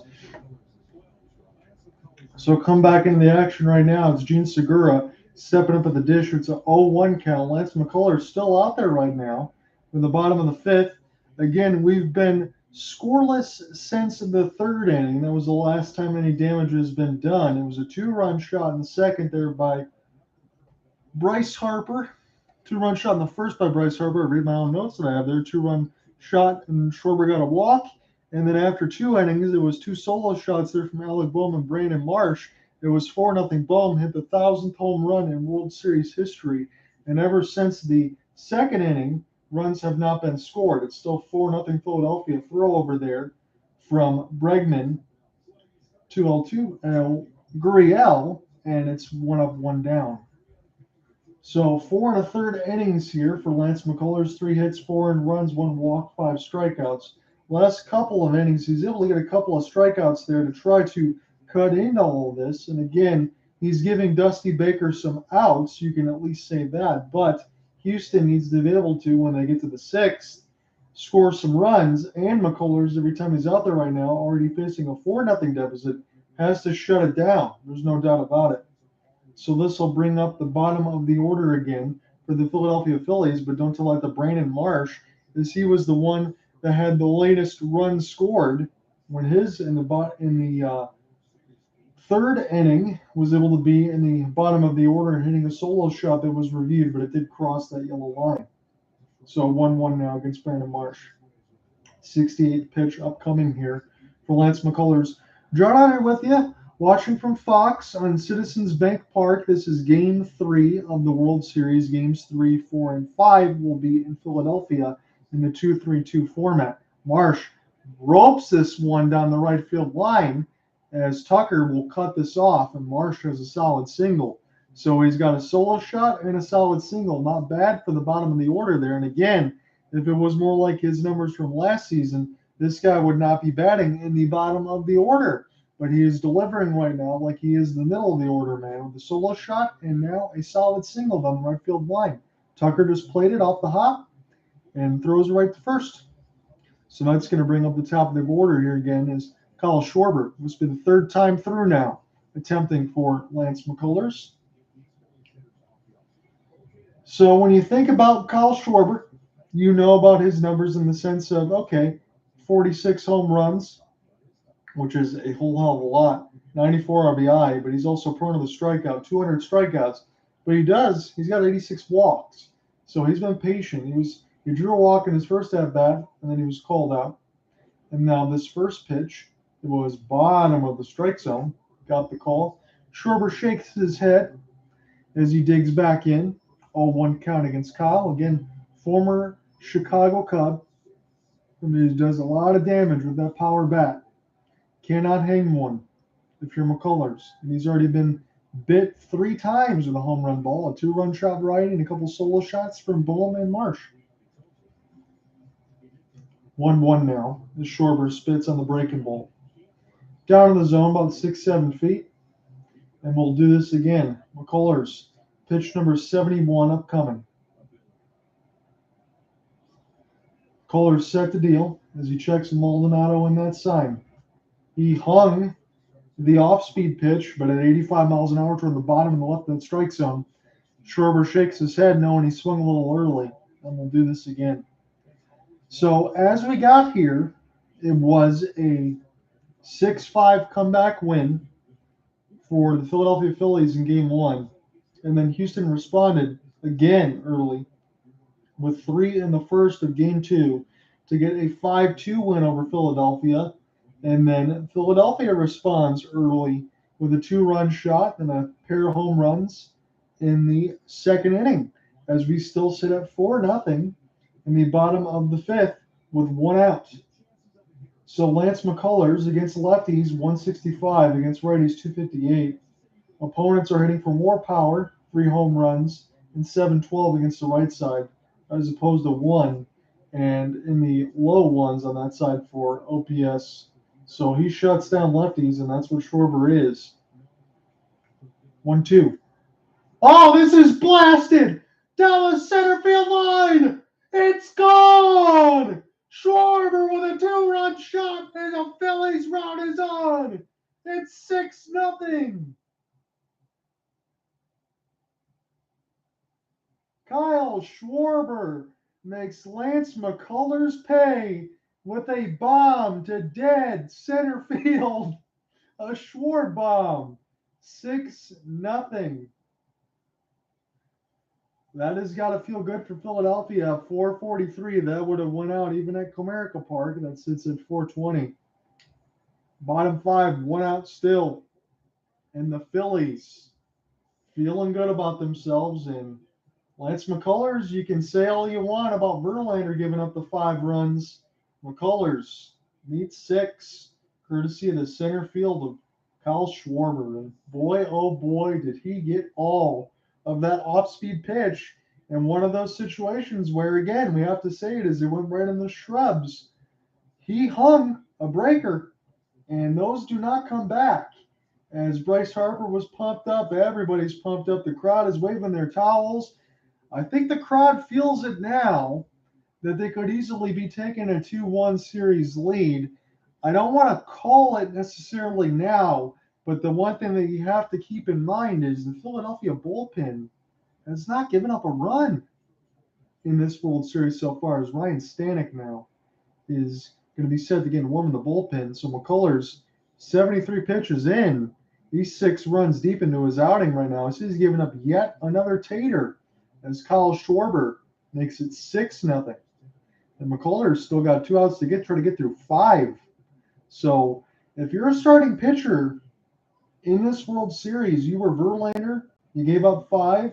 If you were Nola, you gave up 5. In the second game, Wheeler gave up 5 for Philadelphia. And now McCullers gave up 6. Really, the only one is Framber Valdez that had a dominant outing as far as starters go when the Houston Astros were able to take Game 2.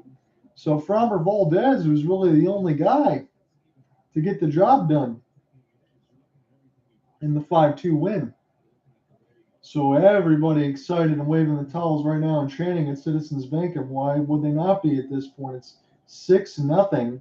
McCullers threw 4 1/3, and he's given up 6, and he's given up 4 home runs for 6 runs of damage. That's a lot of damage. Yes, it is. 2-2 is the count against Rhys Hoskins. Swung on and belted down the left field line. Gone! Rhys Hoskins. Philadelphia keeps heading on. And McCullers is the punching bag. 7-0 Philadelphia.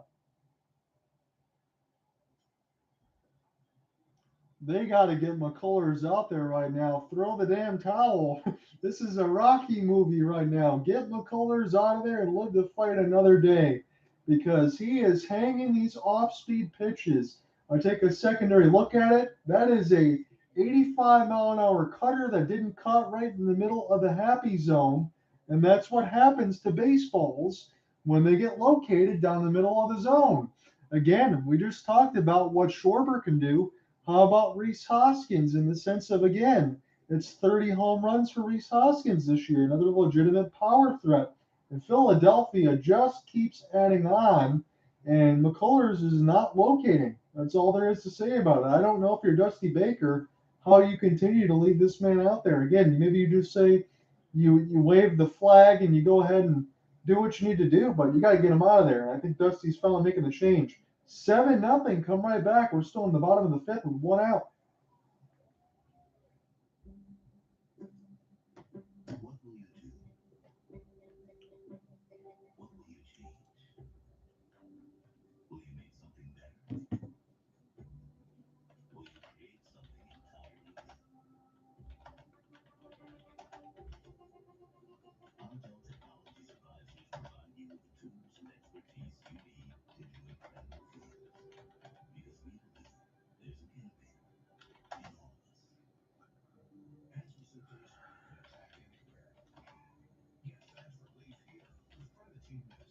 FDA approved and available over the counter for mild asthma. It works quickly to restore free breathing. Primatene Mist. Breathe easy again.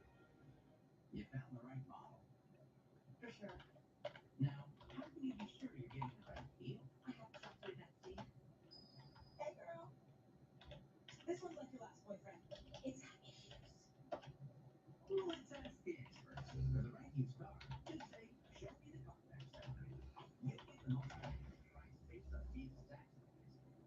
Look for me and stop overpaying. Shop at the all-new Carfax.com. When tires ache you feet, make your whole body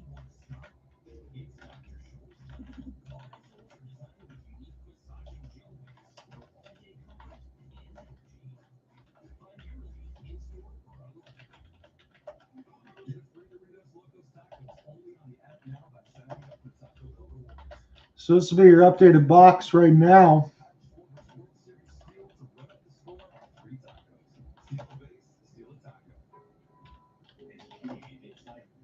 This is not all the way through yet, but I figure we'll go ahead and put this in there just in case. Catch you up. McCullers is done. His final line, 4 1/3, 7 earned runs, 5 home runs allowed. Kyle Schwarber already hit a 2-run shot now, and then Rhys Hoskins joins in on the party. 7-0 Philadelphia over Houston.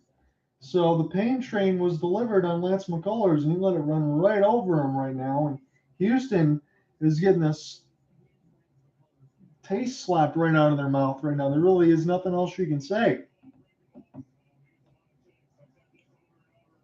First team in World Series history with 5 home runs in the first 5 innings.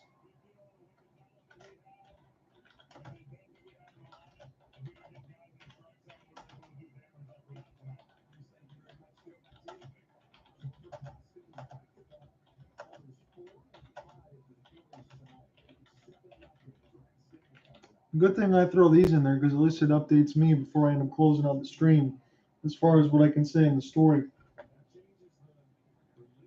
So how about we come back in from the action right now? Schwarber with a 2-run bomb. Rhys Hoskins with another bomb.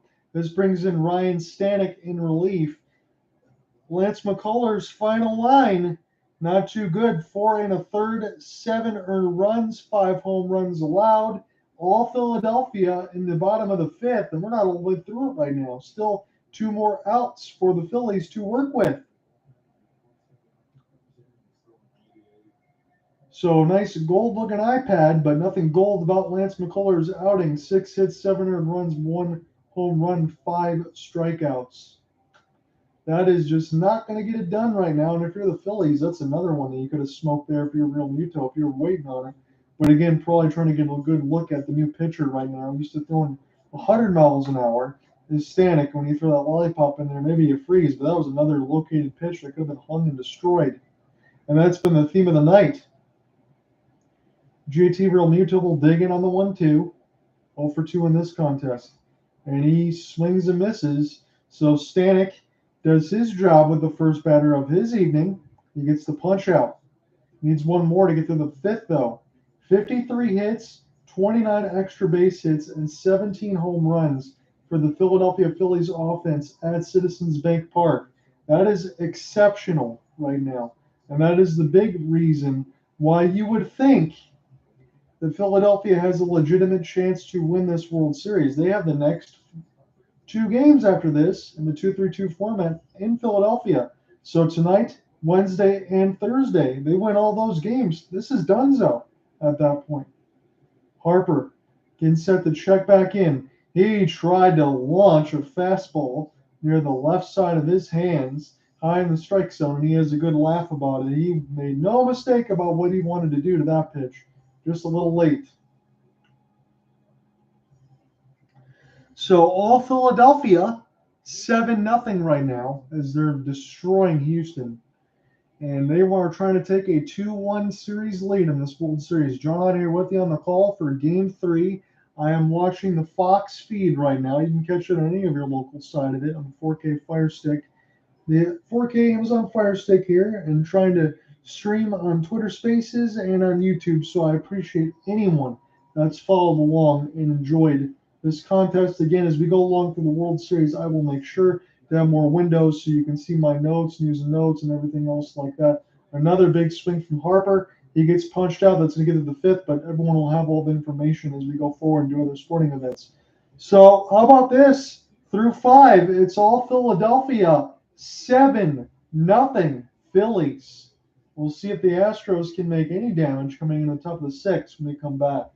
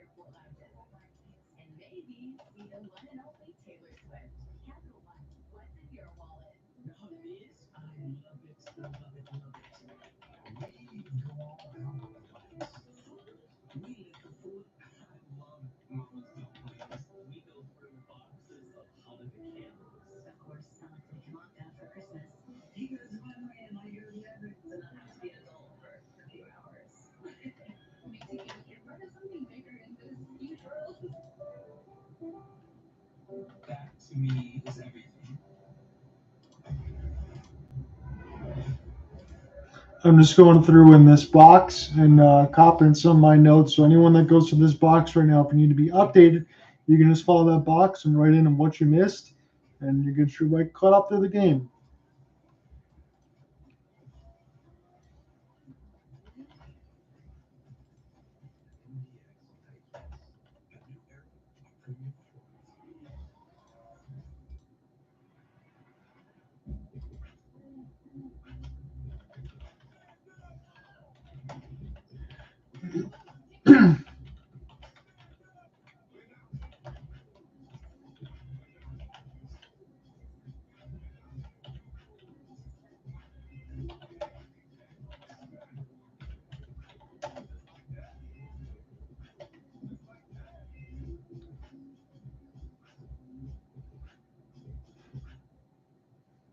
That's the thing about trades, you see, they don't happen on your schedule. I mean, take the chestnut. There's nothing just saying, all bet hard and so there's no other time for a jolly bit of window cracking. I mean, if they did, you wouldn't need a Geico claim dealers available 24/7. But there's something to tell chestnuts don't talk. Or maybe they're just really quiet. Geico, your claims team is here for you 24/7. Well, the things to do, chestnut, so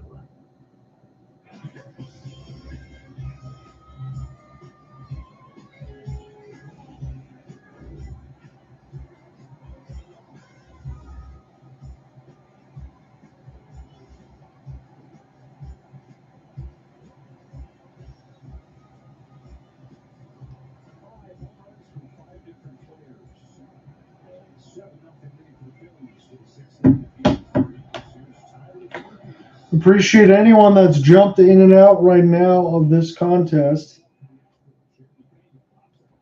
Brogdon's going to be set to be the new pitcher here for the Philadelphia Phillies.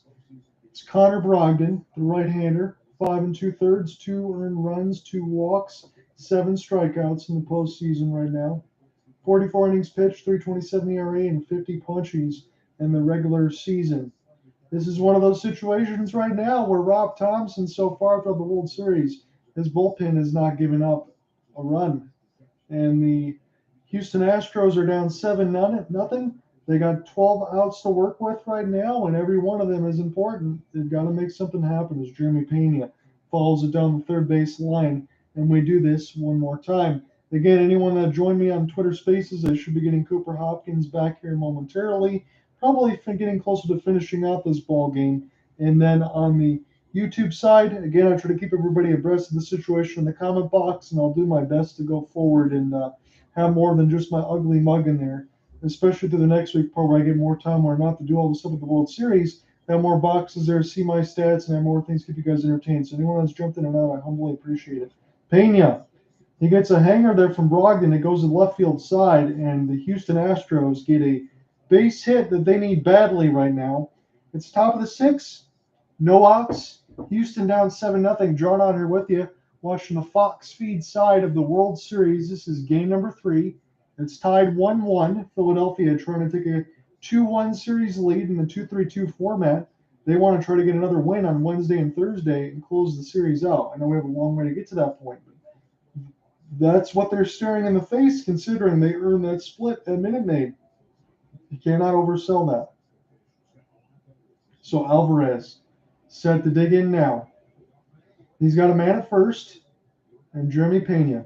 And Alvarez from the shoe tops, Castellanos got a good jump. And man, I feel like I've said that a lot right now from a guy in Detroit that was DH'd, playing first and third, saying he couldn't play the outfield. Castellanos looks to be much improved in right field right now. He makes a nice play as Alvarez tries to swing at the ball at his shoe tops, and Castellanos makes the catch.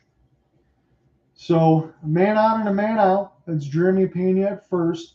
Houston needs anything right now. They are clinging to life with 11 outs left to go. In this game, Alex Bregman 0 for 2 with 2 groundouts, hitting .300 in the postseason. Bregman, late on the fastball, 0-1 is the count now. So it's Bregman versus Alex Bregman. Brogdon and Bregman. Bullpen ERA in the postseason, 5.40 in the wild card, 378 in the NLDS, 218 in the NLCS, and nothing in the World Series right now, as they've gotten steadily better as the rounds have gone by. Alec Bohm will catch this one up, a soft baby pop-up from Alex Bregman, and it's 2 on and 1 out. So it's going to be a chance now for the Astros again. Turn to get a little bit deeper in this lineup. I'll go back in the top of my notes in the sense of Kyle Tucker, batter number 5. He's going to be the last hope to extend the 6th inning. Houston needs anything. He was the hero in Game 1 in a loss when he had 4 RBIs and 2 home runs and 3 hits. So they need to get Kyle Tucker going again.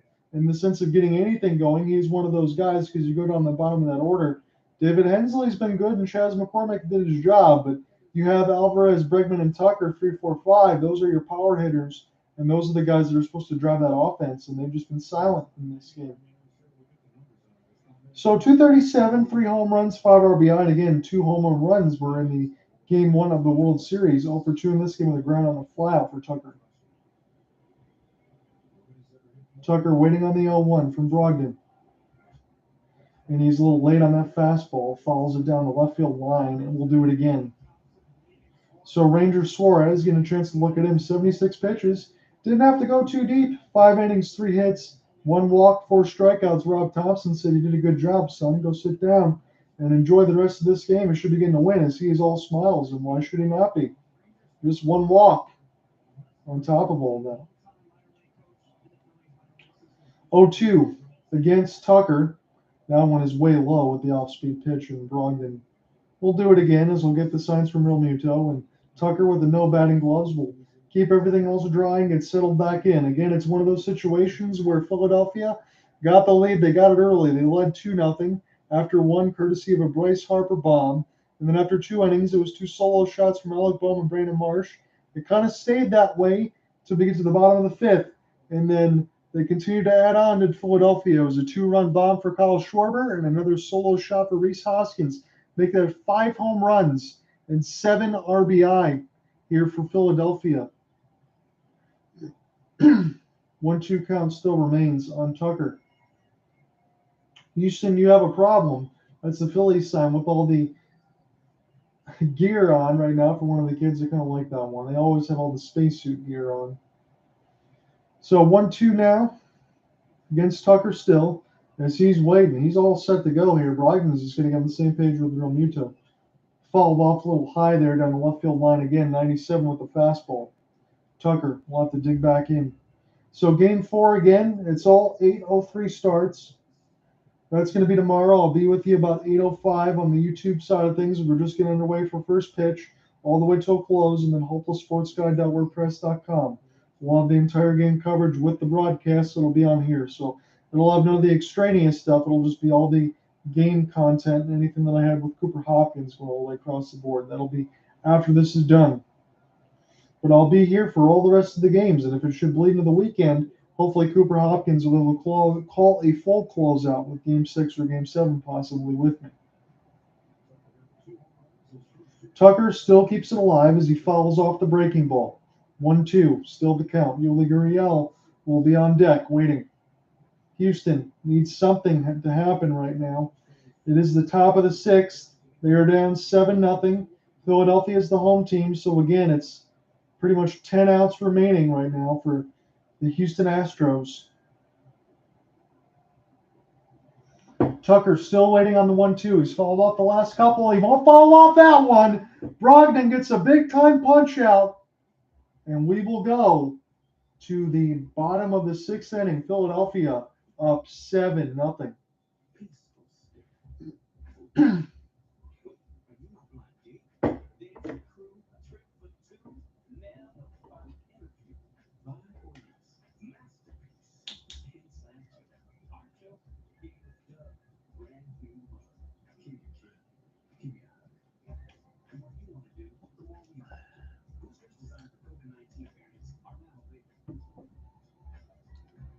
I know 10 of you voted early as far as the Philadelphia Phillies winning right away. Now 21 votes. It's 81-19. I imagine now if you voted in there late, you're already good to go there. But the 10 of you that voted there early, You guys are looking real smart because it's a 7-0 lead going into the bottom of the 6th.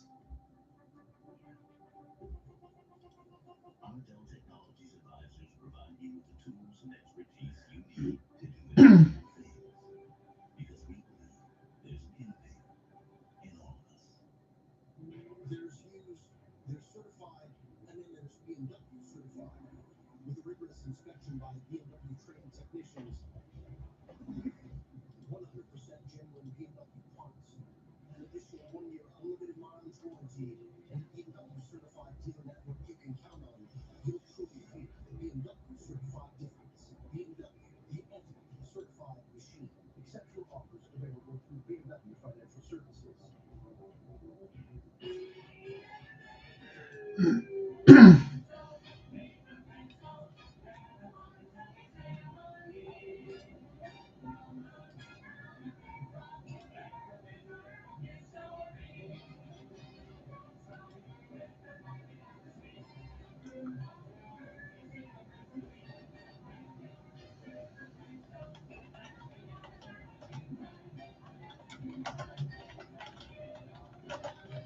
Maybe if I waited and they won't have paid invoices long enough, they'll pay themselves and magically disappear.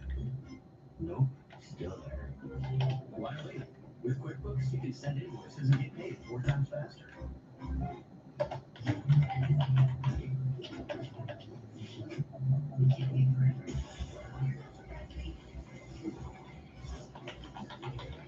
Made with Mexican spices, made for mac and cheese sauce, only at Taco Bell.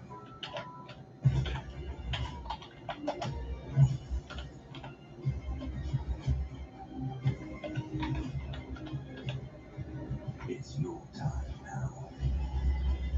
Rated T. The 2022 World Series on Fox is presented by Campbell. 5 home runs for the Phillies and a 7-0 lead. In Game 3, the team scored 2 games in Houston. Phillies in command here in Game 3. On the pitch for the Astros, Jose Urquidy. Castellanos on top. Fouls on for Urquidy's first pitch. Back underneath the action right now, new pitcher to tell you about Jose Urquidy. He's one of the usual starters there, 29 games, 13-8 record, 3.94 ERA, 164 innings pitched so far this year.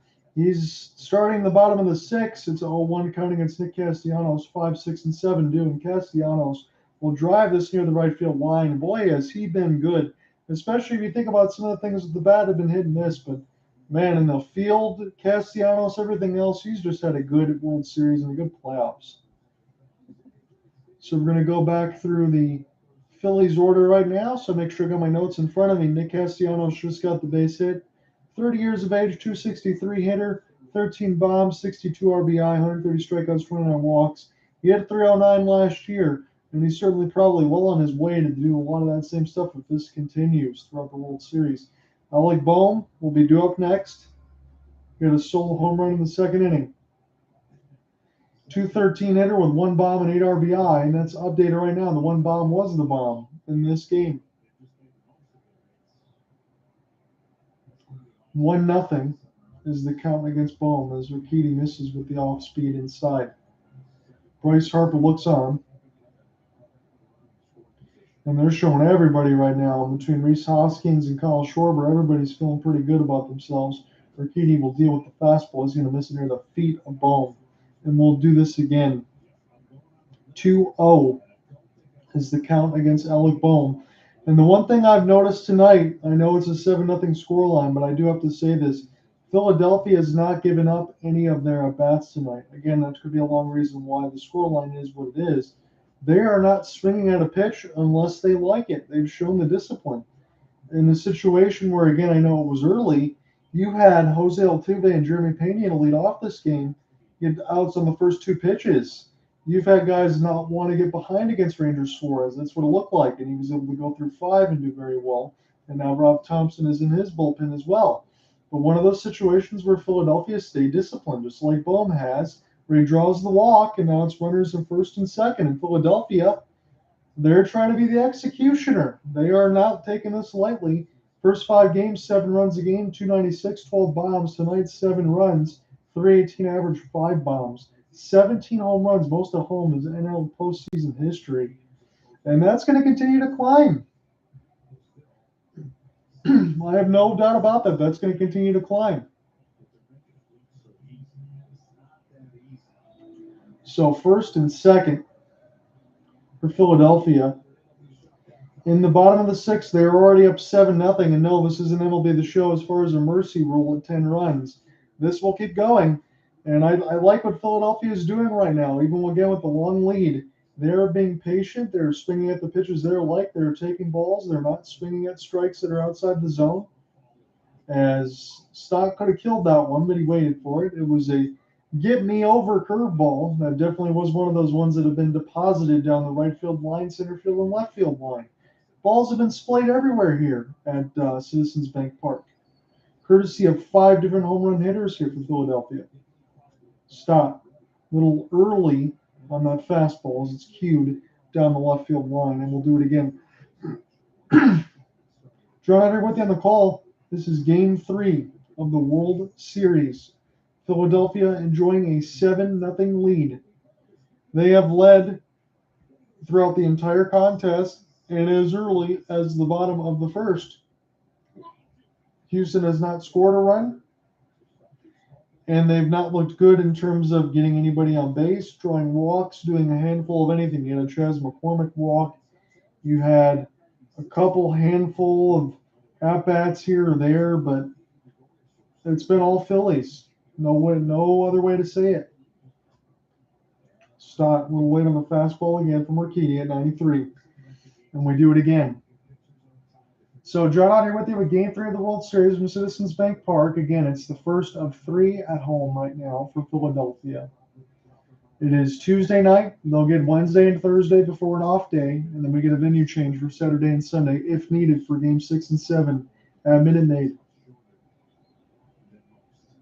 Urquidy, as Stott reached for one high in the strike zone with the fastball, and he followed it back toward the Maldonado, back near toward the ads and revenue. And Ken Rosenthal is talking in now with his bow tie on Fox 2 side of it. Again, thank you for joining me on the Colorcast side on the iPhone for Twitter Spaces and YouTube side as well. I see you guys moving in and out all day throughout this, so humbly appreciate anyone that's followed through. Bryce and Stott still stays alive. He was one of those guys, remember, in Game 1, his pitches per plate appearances is sitting at 5, which is the most of anyone in the postseason right now. He had the 10-pitch walk against Justin Verlander in Game 1. As Kyle Schwarber looks on, he's laughing. Everybody's all smiles right now. I bet Rob Thompson is not. He's smiling on the inside. As Stott follows off another one from Urquidy. Hell of an at-bat from Bryce and Stott. And again, Philadelphia up 7. They're not giving up any of these at-bats right now. It's a runner first and second with no outs. Philadelphia can still add on more. There is no mercy rule. This isn't MLB The Show. So you keep on going. We are in the bottom of the 6th with no outs. Runners on first and second. Philadelphia is at bat. They're already up by 7. Stott against Urquidy. Finally punches out Bryce and Stott, but at least that wasn't at bat. Then he definitely increased the pitches thrown by Urquidy, and I won't ever say no to that. As far as I'm a coach, you might have struck out. It might not be what you wanted, but you still put some length in that bat. And this is going to bring up Gene Segura. 222 batting average in the postseason for the former Seattle Mariners. Cooper Hopkins said he's a guy that can get close to 300 as far as batting and all that. He's quite good, and he's quite good in the field as well. He's a good contact hitter. Doesn't strike out all too much. He's got a beautiful chain on as well. I have to throw that out there. So pitch number 15 from Urquidy since coming in, and that one goes all the way to the backstop, and nothing Maldonado can do. That's going to put runners at second and third now. So advancing is Castellanos and Bohm. Castellanos is your runner at third. Alec Bohm is the runner at second. Maldonado got crossed up there with Urquidy as he threw it underneath his left leg. So pitch number 16, as Urquidy looks on, it seems like nothing has gone right here for the Houston Astros. Again, the scoreline would dictate that, but I mean, everything between pitching and hitting, discipline, all of that, Houston has been up against it all night. Philadelphia has been feeding them their lunch all night. 8:07 start will be the same for all of these games all the way through. Because of the rain delay from yesterday, it's game 3 now. So game 3 tonight, game 4 Wednesday, game 5 Thursday, off day Friday, and if necessary, game 6 and game 7 on Saturday and Sunday. Gene Segura went for the downs there, and he missed it near the left side of his leg, about 7 feet from the strikes on the bottom part of it. I'm going to do it again. 1-2 is the count. That'll bring up Brandon Marsh after Gene Segura. Segura waiting on the 1-2 pitch from Jose Urquidy. Urquidy delivers. That one was hung. Segura was a little late on it. It was up in the strike zone in the happy zone, and Segura fouls it off. We've had 10-16 of the Eastern Marker side. John Ott here with you. Thank you for following along with me tonight on Twitter Spaces and the YouTube side. Guys, I humbly appreciate it. There's been a lot of you that jumped in and out. 1-2 the count still against Segura.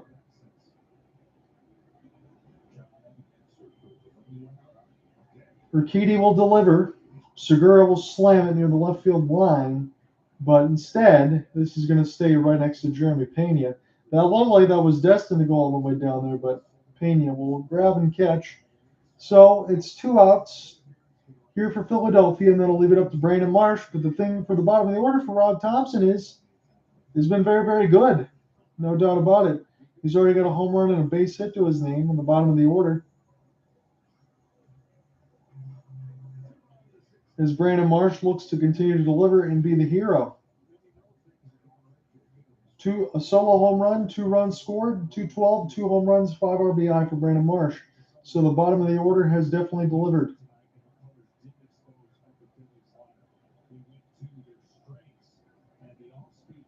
So Marsh will be set to dig in now. Bowman second and Castellanos at third with 2 outs. Philadelphia still want to add on, as that was a curveball that Marsh had to bail out of the way of.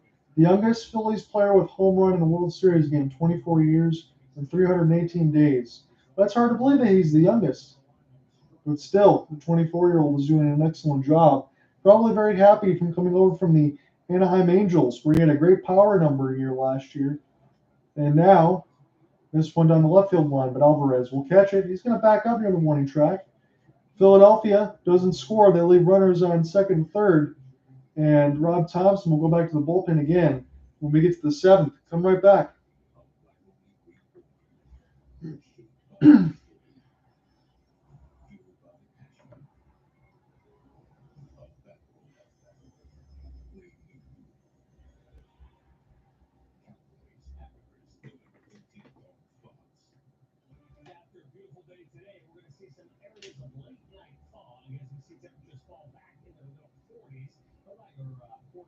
Tomorrow looking good, back up to 66 degrees.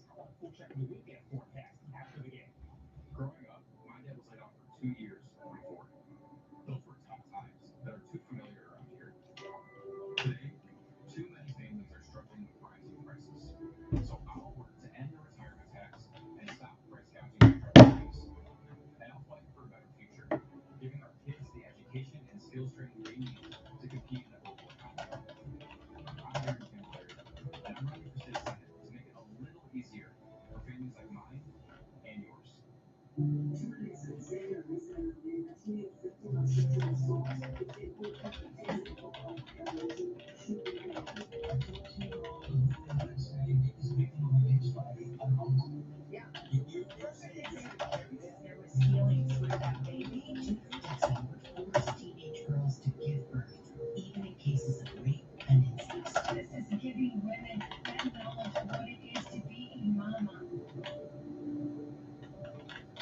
When you have the McDonald's app, exclusive deals on all delicious favorites are just a tap away. Right now, buy one food and get one free, like the juicy tender crispy chicken sandwich. auto accident, don't let the insurance company treat you like junk. We'll fight the insurance company and make them pay every penny you deserve. 1-800-CALL-SAM. Kevin Hertel just doesn't care about Michigan families. In Lansing, Hertel backed higher taxes on paychecks, cell phones, even car insurance. Thank you to everyone that's followed along throughout this broadcast right now. I've done the best I could to try to bring the stuff in the box, so anyone coming in, you can just check the box to see the comment section of what's been going on. Again, as I apologize, when the World Series will end, I'll put more windows as far as the streaming side and figure that out so I can get like stats on one side, rosters on one side, so you guys have other things to look at besides my ugly face. But I appreciate anyone that's kind of bounced in and out today. Thank you very, very much. I will be back for tomorrow's contest when that begins as well. Full game coverage will be hopelesssportsguy.wordpress.com. We got 2 more innings to get through. We're through 6. It's 7-0 Philadelphia. If Cooper Hopkins does join me on the Twitter Spaces side, I'm going to let him take the call a little bit because I can feel it in the voice. So Yuri Gurriel will take against Gibson right now. 0-1 is the count. Kyle Gibson, 1 1/3, 1 hit, only postseason appearance, 1 walk, 1 strikeout. October 19th against the Padres. So Kyle Gibson's got a healthy 7-0 lead to work with. This could be an opportunity here for Houston to get something going into an opponent that they haven't seen a whole hell of a lot. But that's going to be asking for a lot as Houston's down to their final 9 outs of the contest. But you got to feel good. At least with a 7-0 lead, you can go in there and throw strikes. That's pretty much what you got to do. So Gurriel does swing at it, but Brandon Marsh will catch this one easily in center field. 1 up, 1 down for Gibson here in the top of the 7th. John Ott here with you, watching on the local Fox 2 feed for Michigan. But you can catch this game on your local Fox feed anywhere across where you live. But if you're following along on the YouTube side and listening to play-by-play, I humbly appreciate it again. Also on Twitter Spaces if you need some clear audio for the iPhone side of it. So it'll be a chance now for the Houston Astros to go deeper in their batting order. And again, they've not provided a lot tonight. David Hensley has been decent as Gibson will bounce that one, but nobody's on base. Alvarez now no longer warming in the bullpen for Rob Thompson's squad because the scoreline's so lopsided. It's 7-0, so you want to save your best arms. But again, if you're Gibson, this is a good opportunity for you. You got a big lead. You got a chance to feel good about yourself, throw strikes. You don't really need to make anything too crazy here. So Philadelphia should be in good shape as long as Gibson just goes out there, throws strikes, and feels confident about what he's doing. If he ends up hanging a pitch or maybe giving up a run or two, that's probably okay. You just don't want to be too ridiculous about what you're trying to do. Perfect pitch there with the curve. Caught the outside of the black, and Hensley could do nothing but stare at it. 1-2 now is the count. So Gibson going to throw pitch number 7 now out of the bullpen right now. He's only thrown an inning and a third in the postseason. Phillies want that belt. That's what the fans are saying right now. Hensley watches the 1-2. He spits on it. That was all the way dug out of the dirt there by JT Realmuto. But again, nobody's on base. It's 1 out here for Gibson in the top of the 7th against David Hensley. He's 1 for 2 in this game with a single in the second, 1 for 3 in the postseason. Again, Hensley, if you're counting the postseason right now, has just a total of 31 at-bats. So not a lot to work with here for him, but still, the numbers are good for what they show. 2-2. And swing and a miss for Hensley as he went golfing. Go grab the clubs there. He's going to go sit down and grab some pine. And that'll bring up Chas McCormick next. So keys of the game earlier there from John Smoltz was take the crowd out of it. Well, they gave up. They couldn't really take the crowd out of it were the Astros because they gave up all these home runs. 3 Philly home runs in 9 plate appearances, and Suarez, no crooked numbers. How about no earned runs in 5 innings pitched? So I think those are pretty good there for the Phillies in favor of it. You did not take the crowd out of it. The crowd has been into it the whole game. They've been waving the towels, and they've been standing for a long time. I know some of them are sitting now, but throughout most of the contest, they've had a lot to cheer about. And now they're just waiting for 7 more outs. Chas McCormick will fight this off a fist. So Chas McCormick with a walk, base hit now, keeps inning alive in the top of the 7th for the Houston Astros as they're going to try to make inroads. Again, if they can find a way to scratch 1 or 2 runs, start to feel a little bit better. Not saying they're going to come all the way back and get a 7-0 win, but you got to find something to hold your hat on. They just haven't had anything at all.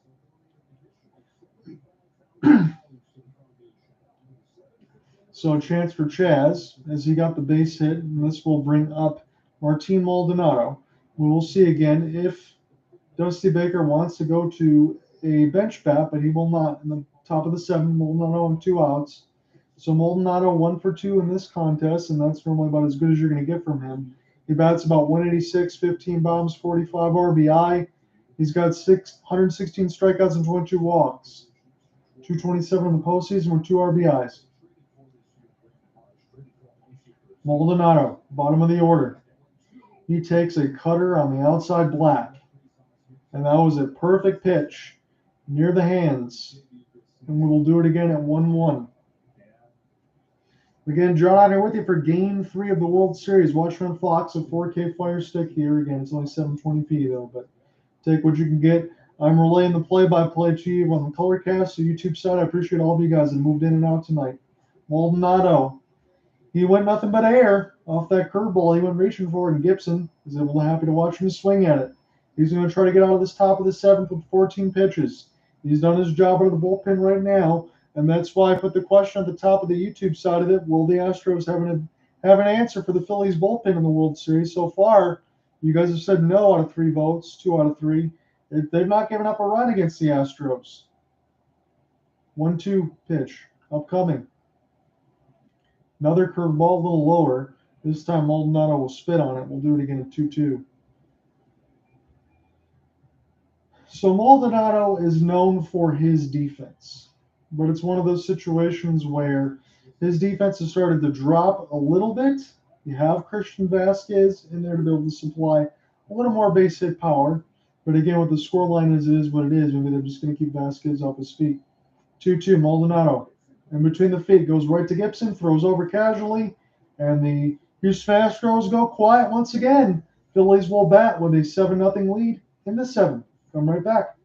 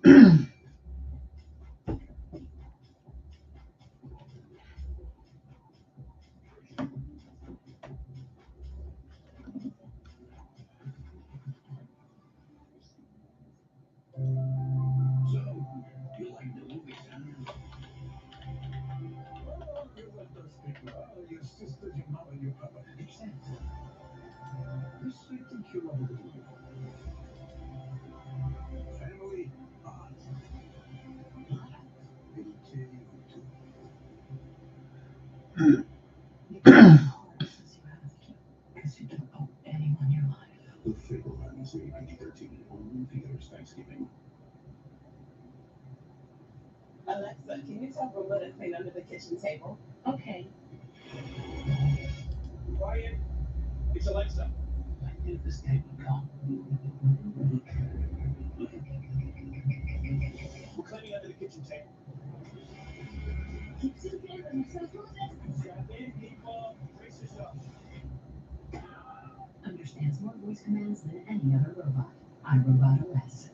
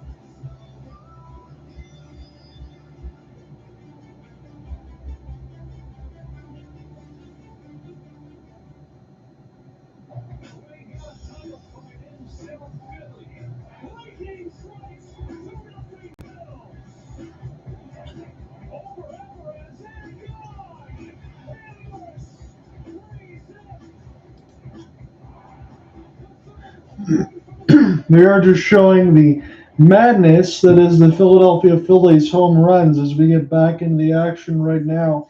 It's the bottom of the seventh, 7-0 for Philadelphia. And again, I said I was going to be here all the way through, and I will be.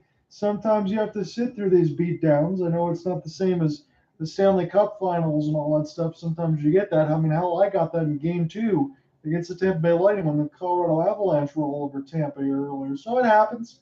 But it's one of those situations where you just got, if you're Houston, you take your medicine tonight and you hit the reset button, that hard reset button. You reboot the whole console, the computer, everything else that you have right now because you are getting whooped. No doubt about it. And one of those situations where, think about it, game 1, and I'm not rooting for either one of these teams. There's Kate Upton. Hello, Kate. One of these situations where Houston had a 5-0 lead, and you're going in and you're saying, oh, you're going to win game 1. No, you lose 6-5, then you hit the reset button. You're going to have to do the same thing every game 3 to game 4. So Urquidy, as Schwarber now, the top of the order, once again rolls over for the Philadelphia Phillies, and you feel like you've said that a lot in terms of because everybody's been good. John Ott here with you on the call for game 3 of the World Series. Again, I've seen so many of you flip in and out in between Twitter Spaces, YouTube side. Humbly, I appreciate it, guys. 1-1, the count against Schwarber. Fastball up high. Again, we'll see how long Dusty Baker goes with Jose Urquidy. It's a walk, a 2-run home run, and 2 runs scored here for Kyle Schwarber. That box score is heavily dented in the favor of one side. All Phillies right now. Because they can still add on some runs. They got 6 outs to add runs too, because they don't need to bat in the bottom of the 9th the way this is going right now. With 7-0, we're in the bottom of the 7th. Philadelphia Phillies, give you a quick reset. It was 2-0 after 1. Bryce Harper with a 2-run shot because Schwarber got a walk. After 2 innings, it was 4-0. Philadelphia. It was a solo shot for Malik Bohm and Brandon Marsh. And then we went down a few more. In the bottom of the 5th, it was Lance McCullers. He was out in the showers. 4 1/3, 7 earned runs, 5 home runs. Schwarber hit a 2-run shot. Hoskins also joined in. 7-0 Philadelphia. And that's where we stand since the bottom of the 5th with 1 out. Right now, we're in the bottom of the 7th with a full count on Schwarber. As we're looking into present day.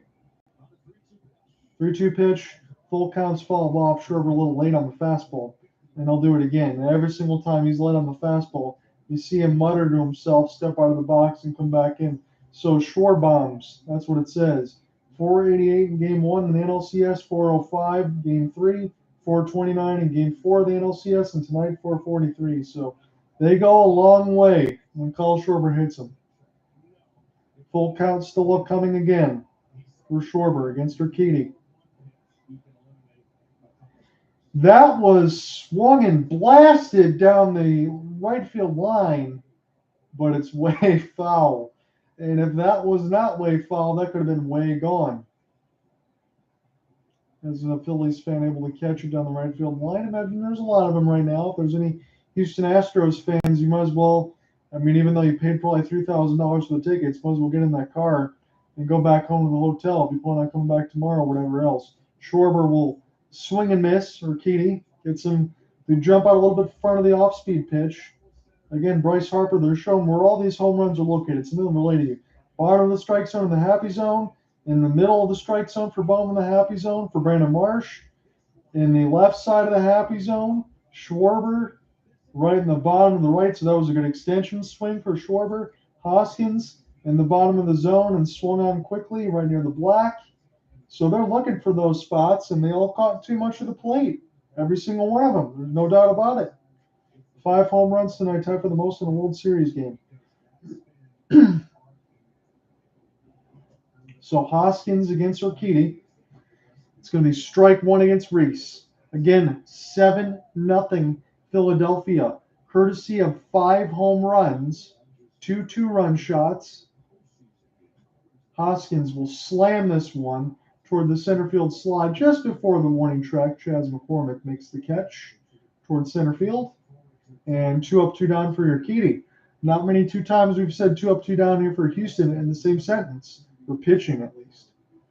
For the batting, we said that a lot. So game 4 probables, Christian Javier against Aaron Nola. So Javier 6 2/3, 135 ERA, 3 walks, 7 strikeouts in 2 games. Aaron Nola got roughed up his last time, giving up 5 runs. His ERA is at 4.57. So Rob Thompson's not going to deviate from the game plan. He got the extra day off. It's going to slide that over. So they're just going to roll right back with probably starters 1s and 2 and Aaron Nola and Zach Wheeler. That certainly seems to be the case of what Fox is thinking. So I imagine they probably got some inside information that shouldn't just be more than a educated hypothesis, I would say. I'm gonna have to pop in this cough drop toward the bottom of the 8th inning because I'm starting to feel it here a little bit. But this game is at least on its way of being over here, so it's not one of those ones I have to do another 15 inning call like we did in what was it, game 2 of the wild card series between the Rays and the Guardians. I didn't think I was gonna make it the whole way through on that one.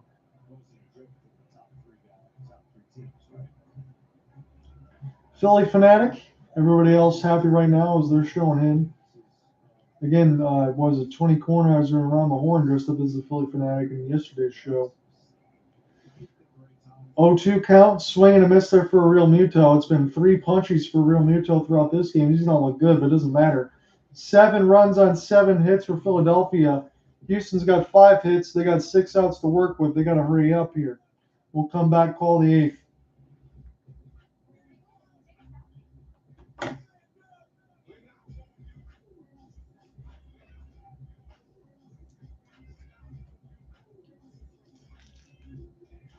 Again, thank you guys for jumping in and out on the YouTube side. I'll do my best once this World Series is done in totality to get more windows in there on the streaming side. So I don't think you have to like just stream games. If I'm just doing the camera, I can have all my other multiple windows open, so that way you guys have other things to look at. Because obviously I can't broadcast the game, but I can broadcast some other things and let you guys know what's going on.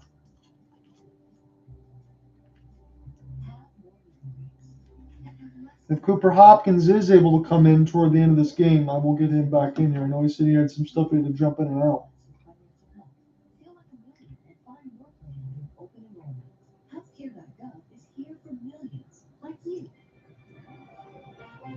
So as the World Series game is 2 innings away, let me give you some hockey scores. The Minnesota Wild won 4-1 on the Montreal Canadiens. Vegas Golden Knights get another win. They topped the Capitals in OT 3-2. Philadelphia Flyers lose to the Rangers 1-0 in overtime. They get another point. Senators lose to the Lightning 4-3. And the scores in progress. Devils up 1-0 on the Canucks. 2:34 in the first period. It is the Panthers and Coyotes scoreless in the first. The Kraken and the Flames are tied at 2. I wonder if that's where my partner went to go watch Seattle and Calgary. We'll be able to check that out a little bit later if that's still live. 5-2 is the score line in favor of the Oilers against the Preds with 4:43 in the second. It is the Stars all over the Kings 5-2 with 7:15 in the third. Islanders up 1-0 on the Blackhawks, 17 minutes in the third. And the Penguins and the Bruins are in a shootout, folks, in the sense of not an actual shootout, but the score line. Penguins scored 4 in the second period. It's a 5-4 lead for Pittsburgh over the Bruins. Malkin has his 5th. Crosby has his 5th. And Ricard Raquel has 5.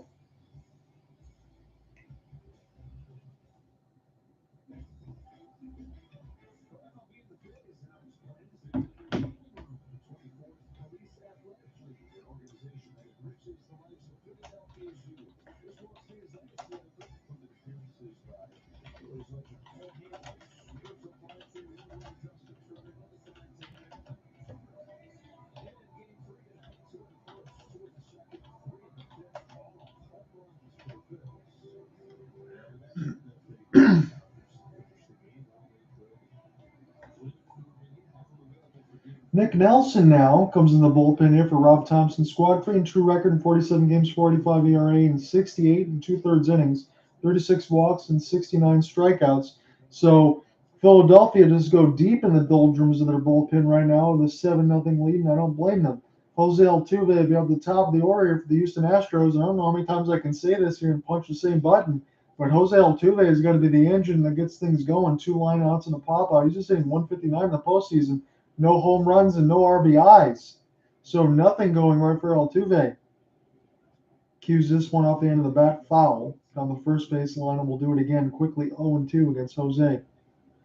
He was marred in a 0-for-25 slump in the postseason. He's since gotten better, but it's one of those situations right now where, okay, Houston probably doesn't win this game. What's going on, Marple? One of those situations where Houston probably doesn't win the game down 7-0, but don't you at least at this point in the 8th inning with no outs, in the final 6 outs remaining, do something to feel good about yourself and try to get back into this game and save face here for game 4? That's where I think they should be at right now. So you got to find something to work with. Altuve, perfect pitch by Nelson, up on the black toward the hands, and they'll do it again.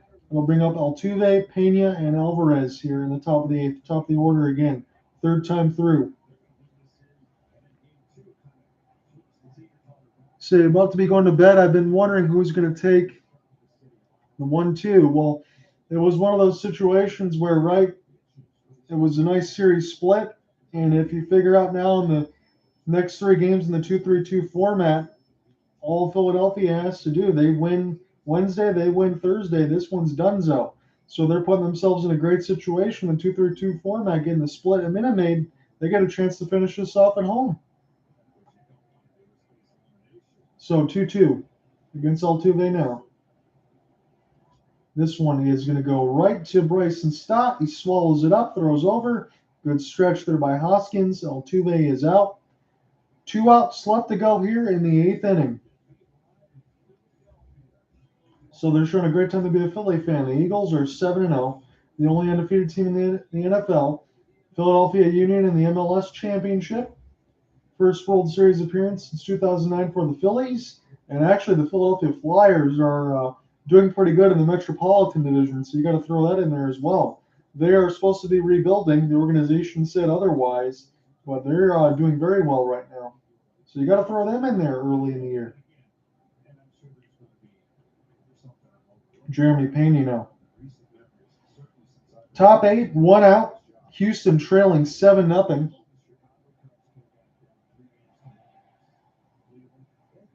So I hope the Astros can do something with the lineup, but they will mostly get the blame on the bullpen.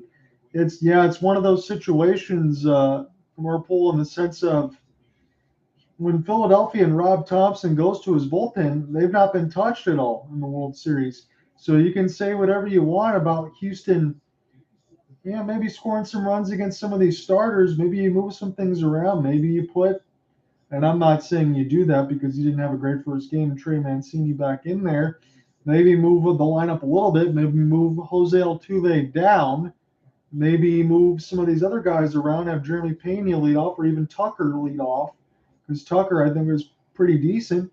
I think there's some pieces to move around, and I also think there could be partially some people that do blame Dusty Baker for the game 1 in terms of not taking Justin Verlander out a little sooner when the Astros had the lead. I think there is something to be said about that.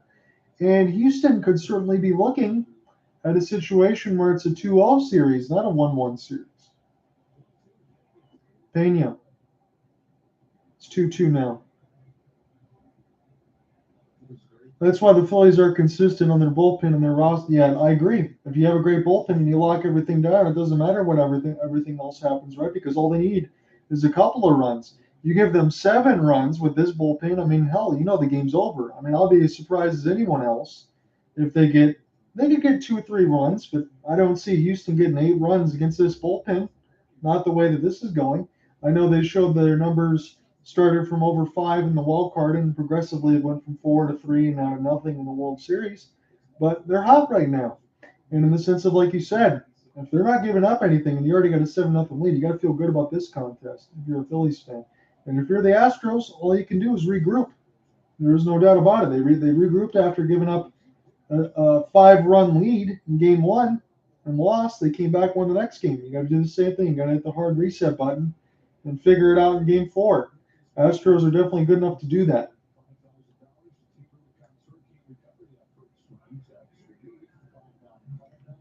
So it's going to draw a walk here for Pena, and that's going to bring Yordan Alvarez. Yordan Alvarez is dangerous, but Houston, again, I know this is simplistic to say, but I'll say it anyway. At 7-0, Alvarez can't hit a 7-run home run. So it's one of those situations where just keep the line moving. A base hit is as good as anything. He's 0 for 3 right now. You can't think about trying to get it all back. So 98-mile-an-hour fastball, way outside from Nelson. And Realmuto probably just wants to make sure that Nelson, I would imagine, if the next pitch goes just a little bit on the wayside, that they'll probably have a talk or something just to settle in, make sure it doesn't slip away. Don't want to get anyone else on base and keep the train moving. Fastball up high. Alvarez with a good eye. 2-0 now against Yordan. Again, he's one of the best hitters in all of baseball. It doesn't matter what side he's on. He can hit for power. He can hit for average. 2-0 count. We'll see if he wants the green light as he shakes off Realmuto, does Nelson. And now Nelson getting sent in with the sign, getting ready to throw this 2-0. Alvarez, a little late on the fastball at 97, and we'll do it again at 2-1. So if the Astros don't get the format together, then the drought will end for the Phillies. So this game will pretty much decide the series a little bit. I think so too. I think winning this game for Philadelphia, not only just because it's 2-1, Marple, but in the sense of this should give them confidence. I think at least to take 2 out of 3. That's what they want at home. And then all they'd have to do is win one road game. I know it sounds easy, and I know it's a simple thing to say, but I do think it goes along to saying that. You want, if you're Philadelphia, at least take 2 of these games so you don't have to have the daunting task to win 2 at Minute Maid. I got Cooper in here. He's going to save my bacon and probably help me call the rest of this game here, so I'm going to invite him in. Yordan pops it up with a towering blast toward the shortstop side. Marsh going to call everybody off. Falling back and makes the catch. He made it look a little circus there. And it's going to be 2 gone. John, good to be back with you. How are the pipes holding up, my friend? We're at the top of the 8th here with 2 away, and you sound just as good as you did in the first, my friend. How's the throat? Cough drops help, man. Yes, they do. We know that life very well. Thank you for bearing with me. It's been I appreciate it. No crazy problem. evening here in Los Angeles, but we got ourselves an exciting game full of home runs. Yes, we do. It's been a one-sided affair. 5 home runs for Philadelphia has given them their 7 runs. And Cooper, if you're going to be here the rest of the way, I'll let you take the rest of the game if you don't mind, just so I can save myself.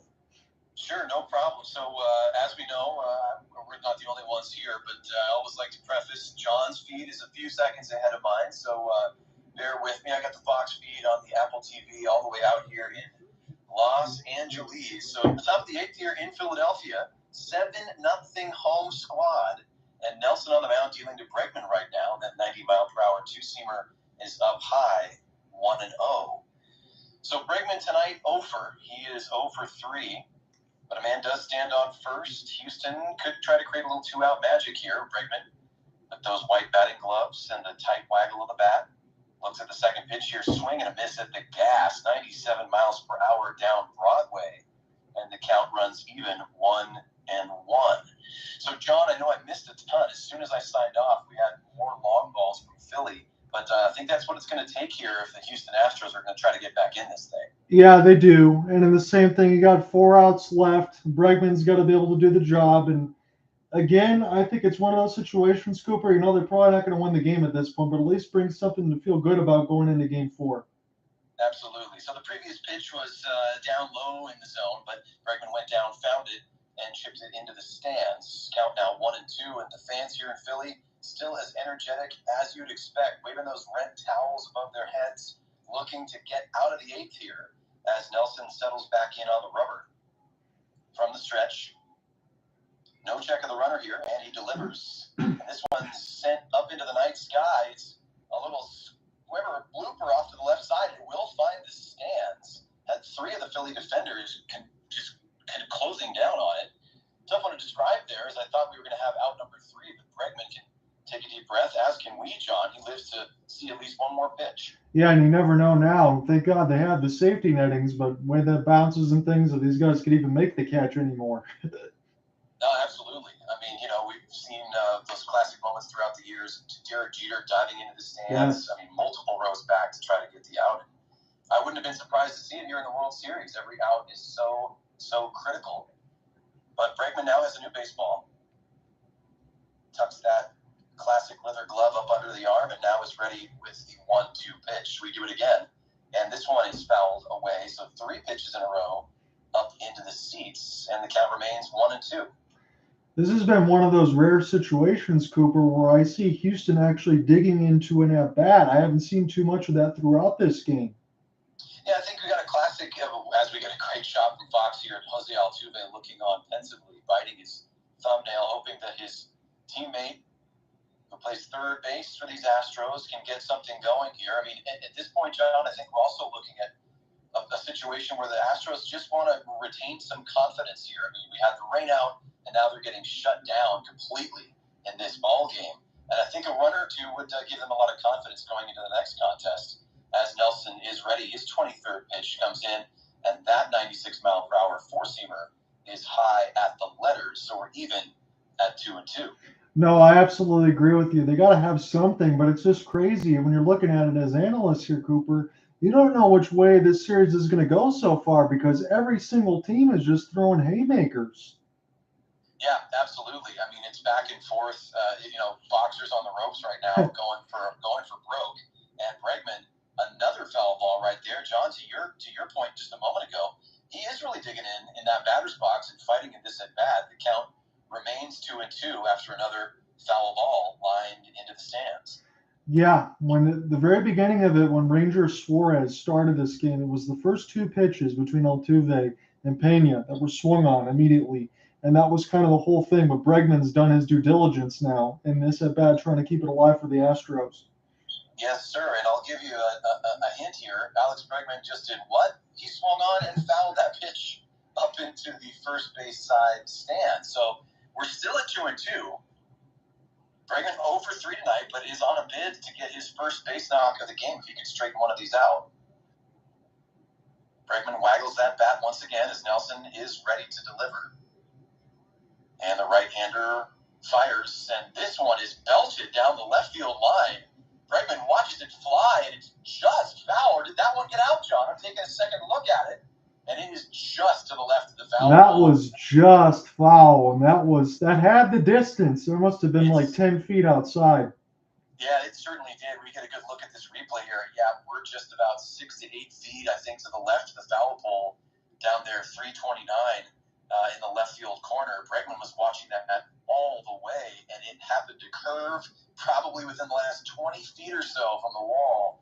So Bregman is having a nice at-bat here. And again, if we can straighten one of these out, the Astros will be in business. But Nelson trying to prevent that, and he delivers a breaking ball at 88 miles per hour down low. Ball 3, so we have a full count, John. No matter what happens right now, it's an incredible at-bat for Alex Bregman. It's exactly what the Astros hadn't had in this contest. Yep, absolutely. So the payoff pitch coming, runner on first, 7-0 Philadelphia, 2 down here in the top of the 8th. Bregman stands in from the right side. There's the delivery. It is well wide at 96 miles per hour. So Nelson now working with a man on at first and a runner in scoring position, second base. So the Astros not going away quietly here. Nope, and that's going to bring up Kyle Tucker again. He was the hero in Game 1. Despite the loss, he had 2 bombs and a single, had 4 of the 5 runs scored. Kyle Tucker can definitely put a dent into this scoreline if you're not careful. Yeah, he certainly can. He's not always the most flashy name, but Kyle Tucker is somebody who, is a really solid, consistent baseball player. And his bat doesn't often get enough credit, I would argue, John. He had some really big hits against the Seattle Mariners, and as you said, he's had some really big hits in this series as well. No, he's a great player. I mean, he's one of those five-tool guys that can steal you some bags. He can hit you some bombs. Again, all these games are going to be at 8 6:05 Eastern time. So it's going to be Game 4 and Game 5 Wednesday and Thursday, and then we get the off day, and if necessary, Game 6, Game 7. Cooper and I will try to be there for that because it'd be nice to call a winner. Absolutely. I mean, we are in the makings of a classic series here, the way this has been going back and forth. As you said, John, the haymakers have been coming, and Philly really has swung hard tonight. And unless something completely outlandish happens, they will take this ball game. But, baseball it can be a wild sport. And 7 runs have been surmounted many a time. The Mariners came back 8 down against the Toronto Blue Jays in their wild card series. So the first pitch to Tucker is down low, 90-mile-per-hour two-seamer. It's on the shoe tops. So 1-0 the count as Tucker will be batting from the left side. No gloves as always, but a little bit of tape at the end of that ash wood bat. And Tucker could change the game here. Will the shutout remain intact? We'll see here as the 1-0 pitch is up high, but this one's sent into the night sky. Deep warning track power, but not an emergency. The ball's brought in by Kyle Schwarber for out number 3, and Nelson takes a bit of a sigh of relief there. And Phillies fans can wave those towels. John, we're going to the bottom of the 8th. It remains 7-0 Philadelphia. The Houston Astros leaving 2 on in their half of that inning. Yes, it is. But I think Cooper, I don't want to belabor this point too much, but in the sense of what happened was Bregman was able to get on base with a great at bat and give a chance for Tucker to make something happen. Astros need to be able to hold on to that when they go into the next game tomorrow night and try to get that same approach going again. Yeah, absolutely. And Tucker, credit where it's due. He saw a pitch to hit, and I think with a runner in scoring position, Nelson, who had looked relatively solid, I think he had to take a cut, and he sent that one pretty deep opposite field. And if he gets a little bit more of that, we could be looking at a 7-3 game, and then who knows, all bets are off potentially. But Schwarber settled underneath that one. That was probably about 325 or so feet out there into left field. And we remain at 7-zip. This has been all Phillies. Yes, it has. It's been a game that, again, if you go back into Game 1 and figuring out what was going to happen, you thought that the Houston Astros would have it again with JV. I think JV is probably going to be set to pitch Game 5, so that might be something else to think about again. His ERA is over 6, but I understand Justin Verlander, when you get to that point, he's about a 177 ERA this season. So at some point, you think it has to work out for must-see JV, because if they have another outing like that, that's going to be bad. That is, see, John, that's why I tune in. We always team up. You're always so generous to give me the mic from time to time, but must-see JV, I have not heard that before. I'm sure someone else has mentioned it, but I'm officially giving you credit for that. So well done, my friend. You haven't heard that one before? I'm glad you have. No, Okay. Believe it or not, I know. Now listen, I am a big baseball fan. Yeah. Sometimes I get a little too focused on the home squad. And this was a big year for the old M's, finally making it back to the playoffs. But no, I've not heard much CJV. So and just take it. You get all the credit. That's you. That's all John Ott. If we get back to the point, I know we're covering the World Series. I'll look and see, Cooper, what the score is for Seattle and the Calgary Flames as well. That's tied at 2 at the end of 2. So we'll get that checked when the World Series is done, if that's still going on.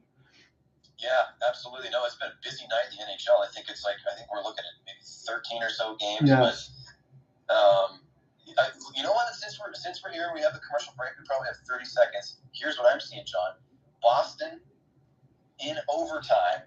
They take it to overtime, tied at 5 with Pittsburgh. And in Pittsburgh, Boston wins again. Oh. Finishing it off in overtime, 6-5. Your game-winning goal scored by Lindholm, Memphis Lindholm, assisted by Patrice Bergeron. The Wild take down the Canadians. Philly and New York, great overtime victory for the Rangers. Yeah, there's tons we can talk about. A lot of overtime action, including in Vegas. Or excuse me, I should say Washington, where Vegas won that one. But we're back here at the bottom of the 8th. Urquidy on the mound has already thrown 35 pitches, so he's worked a bit, relatively speaking, as far as relievers go. And now Harper had that one big knock tonight. He's 1 for 3, and the count is 0-1. Urquidy from the windup is ready. Winds and fires. And this one way up high, a little tight. 94-mile-per-hour fastball Bryce Harper only has one thing on his mind right now. That's clear. He's already hit one of those in his game. I think he's going to be looking for another one. Oh, absolutely. When you have this kind of a lead and the power that Bryce Harper does, absolutely. Look out, he's swinging big. So here's the 1-1 pitch, and yes, there he was right there at 93. He catches just a piece of that fastball, but fouls it back into the catcher's glove. So the count is now 1-2. Also say I'm a little jealous of that playoff beard. Oh, absolutely. That is one I could never hope to grow.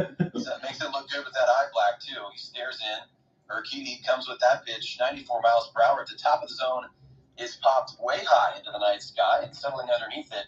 But the shift on is Alex Bregman in the shortstop's position, and he makes quick work of that can of corn. One down here in the bottom of the 8th. Again, Cooper, thank you for joining me here on this broadcast. You're going to save my voice here a little bit. I don't know if you're going to be able to do everything for tomorrow, whatever days I will be on here, probably on the Twitter Spaces side. So feel free to join in if you want to hang out or call the game or whatever.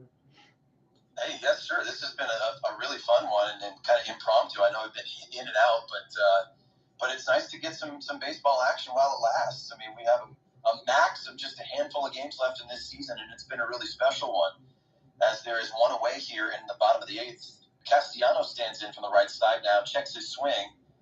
Maldonado points down to the first base umpire, holds both hands out wide for the safe sign, so he did successfully hold back the swing there, and the count is 1 ball and no strikes.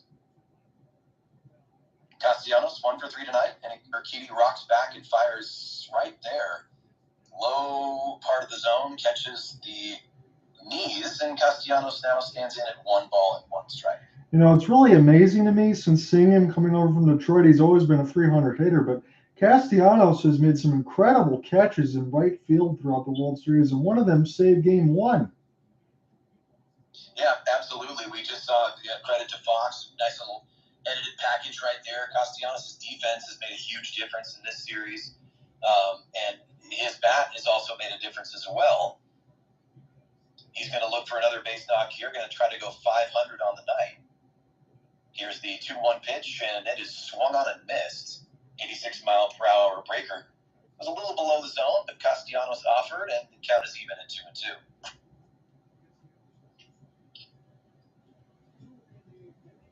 This is what's fun about baseball, too, John, is we just get these moments. In hockey, we're so used to speaking every second of every moment, even during the intermissions. And I like the different pace here of this game. And Castellanos doesn't like that last swing as he's over the top of a breaking ball for strike number 3, and he will sit down after the K. And there are 2 outs here as Alec Bohm steps up. And as John pointed out earlier, he actually made me aware of this one.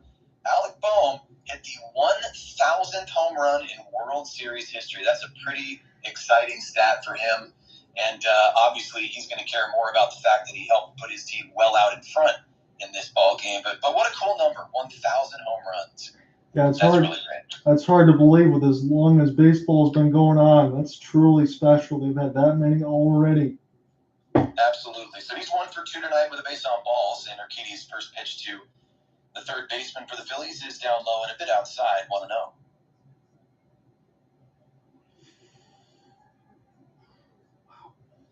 Nobody on base here. Phillies up by a count of 7 to zip. And Urquidy rocks that leg back, kicks it, and fires. And Bohm connects with this one, sends it deep to right field and way out in the corner, almost where the walls converge, about 325 feet out, just in foul territory. Bohm was looking for another homer. He won't get it, though, as Tucker settled under it and brought it into the glove for out number 3. So no runs, no hits, no errors, and nobody left on. It's still 7-0. We're going to a commercial break, and the final 3 batters potentially for the Astros will come to the plate here. John, are you expecting anything, or do you think the Phillies will close this out with the shutout, I should say? I think they're going to want the shutout. They're hungry for it. Their bullpen has not given up any runs just yet, so I'm going to say they're going to be flawless here tonight. Yeah, I think so too. Look for a 1-2-3 inning, and it's going to really be a confidence builder for Philadelphia. They've looked so good, and even though I've been in and out of the contest, I mean, John, you're getting power from up and down the lineup, and the Phillies have really had a comfortable ride so far. Yeah, I mean, you look in between again, Alec Bohm and then Brandon Marsh. Brandon Marsh had a home run as well and a couple hits. So between 6, 7, 8, 9, Rob Thompson, the manager's got to feel pretty good about what he's seen because up and down the lineup, like you said, Cooper, they were flawless tonight, no doubt. Yep, absolutely, absolutely. Now, I'm selfishly, I know we're waffling a little bit between sports, but I do want to tip the cap to a team that we cover very frequently because of me. Ooh, I just saw Very it. selfishly, after just a couple minutes in the third period in Calgary at the Saddle Dome, what once was a 2-2 game is now a 4-2 game. Calgary in the lead thanks to goals from Tyler Toffoli, and then 20 seconds later, Trevor Lewis scores for the Flames. So guess what, John? More of the same from those third and fourth lines from Daryl Sutter's team. Yeah, just as you talked about. So by the time this is over, we'll probably be able to catch the end of that game if you want to flip over there with me, and then we can sign off. Yeah, that'd be a fun one, and this is going to be an exciting top of the ninth. But the Astros will have to do something almost historically special. Otherwise, we're going to be looking at the Phillies taking a 2-1 lead in this World Series. You got a chance right now, as you talk about with your Flames team, to go 6-2 on the season, and you got 2 more games at the Saddle Dome before they go back in a long upcoming road stand. So it's going to be fun all the way across the board. We'll see what the Astros can do here in these final 3 outs. I don't think it's going to be anything miraculous, but I do expect, Cooper, tomorrow there will be a better effort because, again, the Astros responded in game 1 when I think most teams, I understand it's the Astros, most teams would probably have their heart ripped out, after losing a 5-0 lead. They came back convincingly, got a win. I can expect they can do much of the same tomorrow night. Yeah, I would expect the same. I'm sure that everyone on the Phillies bench and all of their staff are expecting the same as well. I mean, the Astros haven't had a run like they've had in the past, 6, 7, 8 years or so without knowing what to do after facing adversity. And hey, when we're not being neutral broadcasters, they may not be the top team that we root for, but you have to respect their resiliency, and I'm sure they're going to bring that to the ballpark tomorrow. Yeah, I mean, they gave up 7 hits. It's not like they gave up a lot, but 5 of them left the ballpark. That's the problem. Absolutely. So Andrew Bellotti now stands on the mound for the Phillies, trying to close this game out. He'll have Yuli Gurriel to deal with. Waggles that bat over his helmet, and that first pitch to Yuli is right there at 95. 0-1 the count as the fastball caught the knees. And again, 7-0 the score here with Matt Burling now in right field for Philadelphia. Gurriel squinting, looking in at Bellotti as he delivers, and that off-speed pitch is popped up. And waving off everyone is Gene Segura, who secures the pop-up for out number 1. And the Astros are now down to their final 2 outs tonight. Am I put in the situation where everybody was saying Astros in 5? That's not going to happen now. Absolutely. No, the math doesn't work anymore if this game stays the same. And with just a handful, not even a handful, I don't think 2 constitutes a handful, John, but just 2 outs to work with, it certainly looks like Phillies fans are going to go home happy tonight. Bellotti settles back in, right foot on the rubber. And Trey Mancini in, another right-handed batter against the right-handed pitching of Bellotti, and that 86-mile-per-hour slider front doors its way in, and it's a strike, 0-1 the count. Trey Mancini is probably one of the only ones, Cooper, that I would actually like to get a World Series win, other than Dusty Baker, battling colon cancer, long-time Baltimore Oriole. He's been a good guy on a team of not-so-good guys. Yep, absolutely agree there. As Bellotti's second pitch to Mancini matches the MPH of the first one, 86, but that slider is down and away. So the count is even at 1 ball and 1 strike. But I will say one thing with everything that happened with Houston, Dusty Baker was the exact right guy that they needed to replace everything else and kind of calm that storm and quell the silence and get back to baseball. I think they absolutely got the right guy, but they're going to have their hands full here with Philadelphia. Yes, and they certainly do. I agree about Dusty Baker, one of the unequivocal good guys, so to speak, in baseball, and that's what the Astros needed after all the, to put it gently, the issues that they experienced. But a nice eye from Mancini as he watched a breaking ball down and away, 2-1. The 2-1 pitch is right in that same spot. Another 86-mile-per-hour breaker is low and outside, just about, just a little bit off the top of the dirt, and it's 3-1. So we're here in the top of the ninth. Phillies still with that 7-zip lead, one away, nobody on. And Mancini ahead in the count, 3-1. Worth noting, he's 0 for 16 this postseason, trying to put one up on the board here. It doesn't look like he'll do so, though, as he skies one out to right field.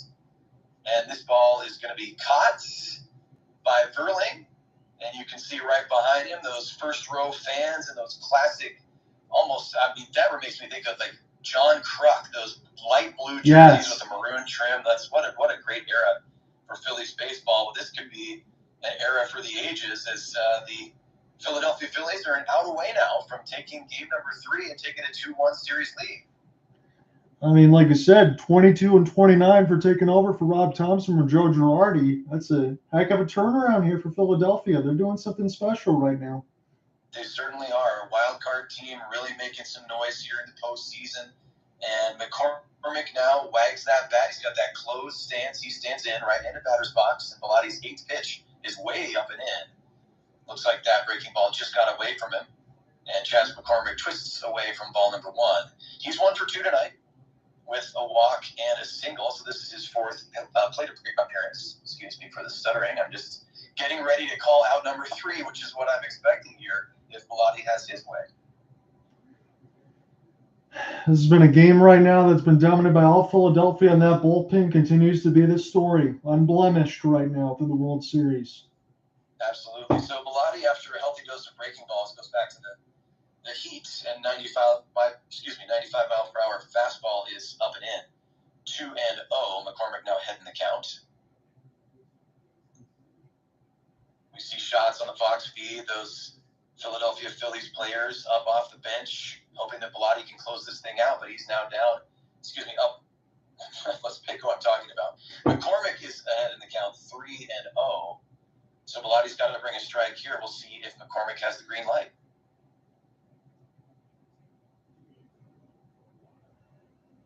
Well, Fox keeps going back to Nick Castellanos, just quietly, arms folded along the fence there, the top of the stairs, and a 94-mile-per-hour two-seamer catches the inside part of the zone.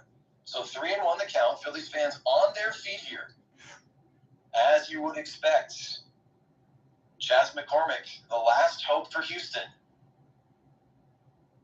So much work to do with 2 outs, almost impossible. A mountain that will almost certainly not be climbed by the Astros tonight is that 95-mile-per-hour fastball is in on the hands, and it is swung on. Even though McCormick tried to hold back, he's unable to do so. And John, we have ourselves a full count, and the Phillies are 1 strike away from taking game number 3. Yeah, everybody towel waving. They're feeling excited right now, and as they should be. They have had a lot to cheer about since the beginning of this game. Absolutely. Velati said he's got what he wants. Here's the payoff pitch. That ball is swung on and fouled down the third base line, chopped toward the cameras. So McCormick lives to see at least 1 more pitch. Cooper, I don't care what the score line is. You want to fight to your last 27th out. You do everything you can. Absolutely. And Chas McCormick's had a good eye in this at bat. He protects the plate on that last swing and stays alive. That's what you got to do, even when you're down 7-zip. There's a shot of Jose Altuve, helmet on, hoping for a chance to come to the plate once again. And the 3-2 pitch one more time. That one is right down the heart. Velati freezes McCormick. And 7-0 is your final score. Bryce Harper out of the dugout. Nick Castellanos out of the dugout. Brandon Marsh. High fives all around. John, fantastic stuff for the Phillies as the fireworks are going. What a contest. And thank you, my friend. I got to call a pretty exciting end here. It was pretty much a foregone conclusion, John. But what a night for the home team. The pinstriped Phillies had the Astros number tonight. 7 runs on 7 hits. Astros with 5 base knocks, but nothing to show for it. And the Phillies are now halfway to the ultimate goal. 2-1 in this World Series. I want to bring into that point 1 second. I want to say thank you for everyone that joined in on the Twitter Spaces and the YouTube side. It's been busy all night. I'm glad to have Cooper come in here and save my voice a little bit and get that excellent call toward the end of it, because I absolutely agree. We talked about it a little bit before we close out this broadcast how big a 1-1 would be here for the Philadelphia Phillies to just take one at Minute Maid. Well, they took one now at home here, and they still got two more coming with the 2-3-2 format. Theoretically, they could finish this one off by Thursday night here, Cooper. I know we got a long way to go to that point, but that's exactly what Philly wanted to do right now, is they take a 2-1 series lead. Yep, they certainly do, and I love the infield celebration. Gene Segura makes his arms into a basketball hoop, and Alec Bohm dunks his glove into the rim. And my goodness, they are deserving of this celebration. I mean, obviously, this is going to be the party line. So much work left to do here, but like you said, John, a special opportunity for the Phils. They are here at home in Philadelphia, PA. They are now up 2-1 in the series, and if they do damage over the next couple of games, they are going to be lifting a trophy and celebrating a world championship. Pretty cool. Yeah, and they'll get to realize, like for my former GM, Dave Nabrowski in Detroit, you get to go ahead, you sign JT Realmuto, you sign Bryce Harper, you sign Nick Castellanos. I understand they went through a lot of doldrums early in the year and had to bring in Rob Thompson, but you have those big names in for a reason. They have a lot of pressure to deliver. And they've certainly delivered right now as they take a 2-1 lead in the World Series. Yes, they do. And you know what? A friend of mine has joined as a late listener here. Want to say hi to Fernando. Fernando, please, no more of the crying emojis. What are you, an Astros fan? No, absolutely not. We know you're a Mariners fan. We know you are. So, can you give us a positive emoji, please, here on Twitter Spaces? Or else I'm going to just have to give you the thumbs down. You know what? We want positive experiences here. There you go. Thank you. For anyone listening back on Spotify or, and any of the platforms, oh no, Fernando's back to the crying faces. He's got to make up his mind. But either way, I would like to second what John said. Thank you to all the listeners tonight. And we're getting thumbs up as well. This was a heck of a game. John did some yeoman's work, and I just got to be lazy and jump in for the final call here. Really exciting stuff, John. I hope that we're going to be able to call some more of these games here because we got ourselves a series. And if we get what we expected, this is what we said about 5 minutes ago.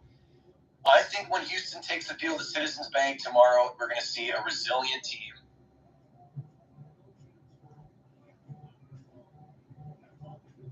Shut out again for however much longer the series goes. Do you agree with that? I do agree. Sorry, I had a call that was going on in the middle of it. I absolutely agree with you, and I think we're going to have something good on our hands. So, again, I will be covering all of the games throughout the series, and if you do want to jump in and call any of this stuff, you absolutely let me know. You'd be more than welcome to. Let's do it, and I will send a DM to Fernando and tell him to be prepared, but he can no longer bring the crying emoji because it's too much. Let's keep it positive here, all right? We know you're not an Astros fan. There's the thumbs up. That's what we wanted. Yeah, John, this was a great one. Really fun to finally call. No, he's back to the crying. I can't deal with this. We gotta boot him. We need an admin. We need a moderator.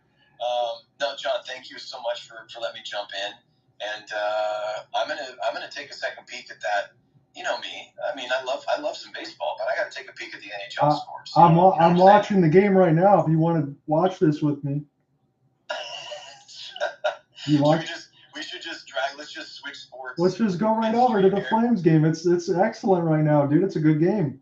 Oh my gosh! You know what? I hoped in my heart of hearts that the Flames were just going to put this thing away, but of course.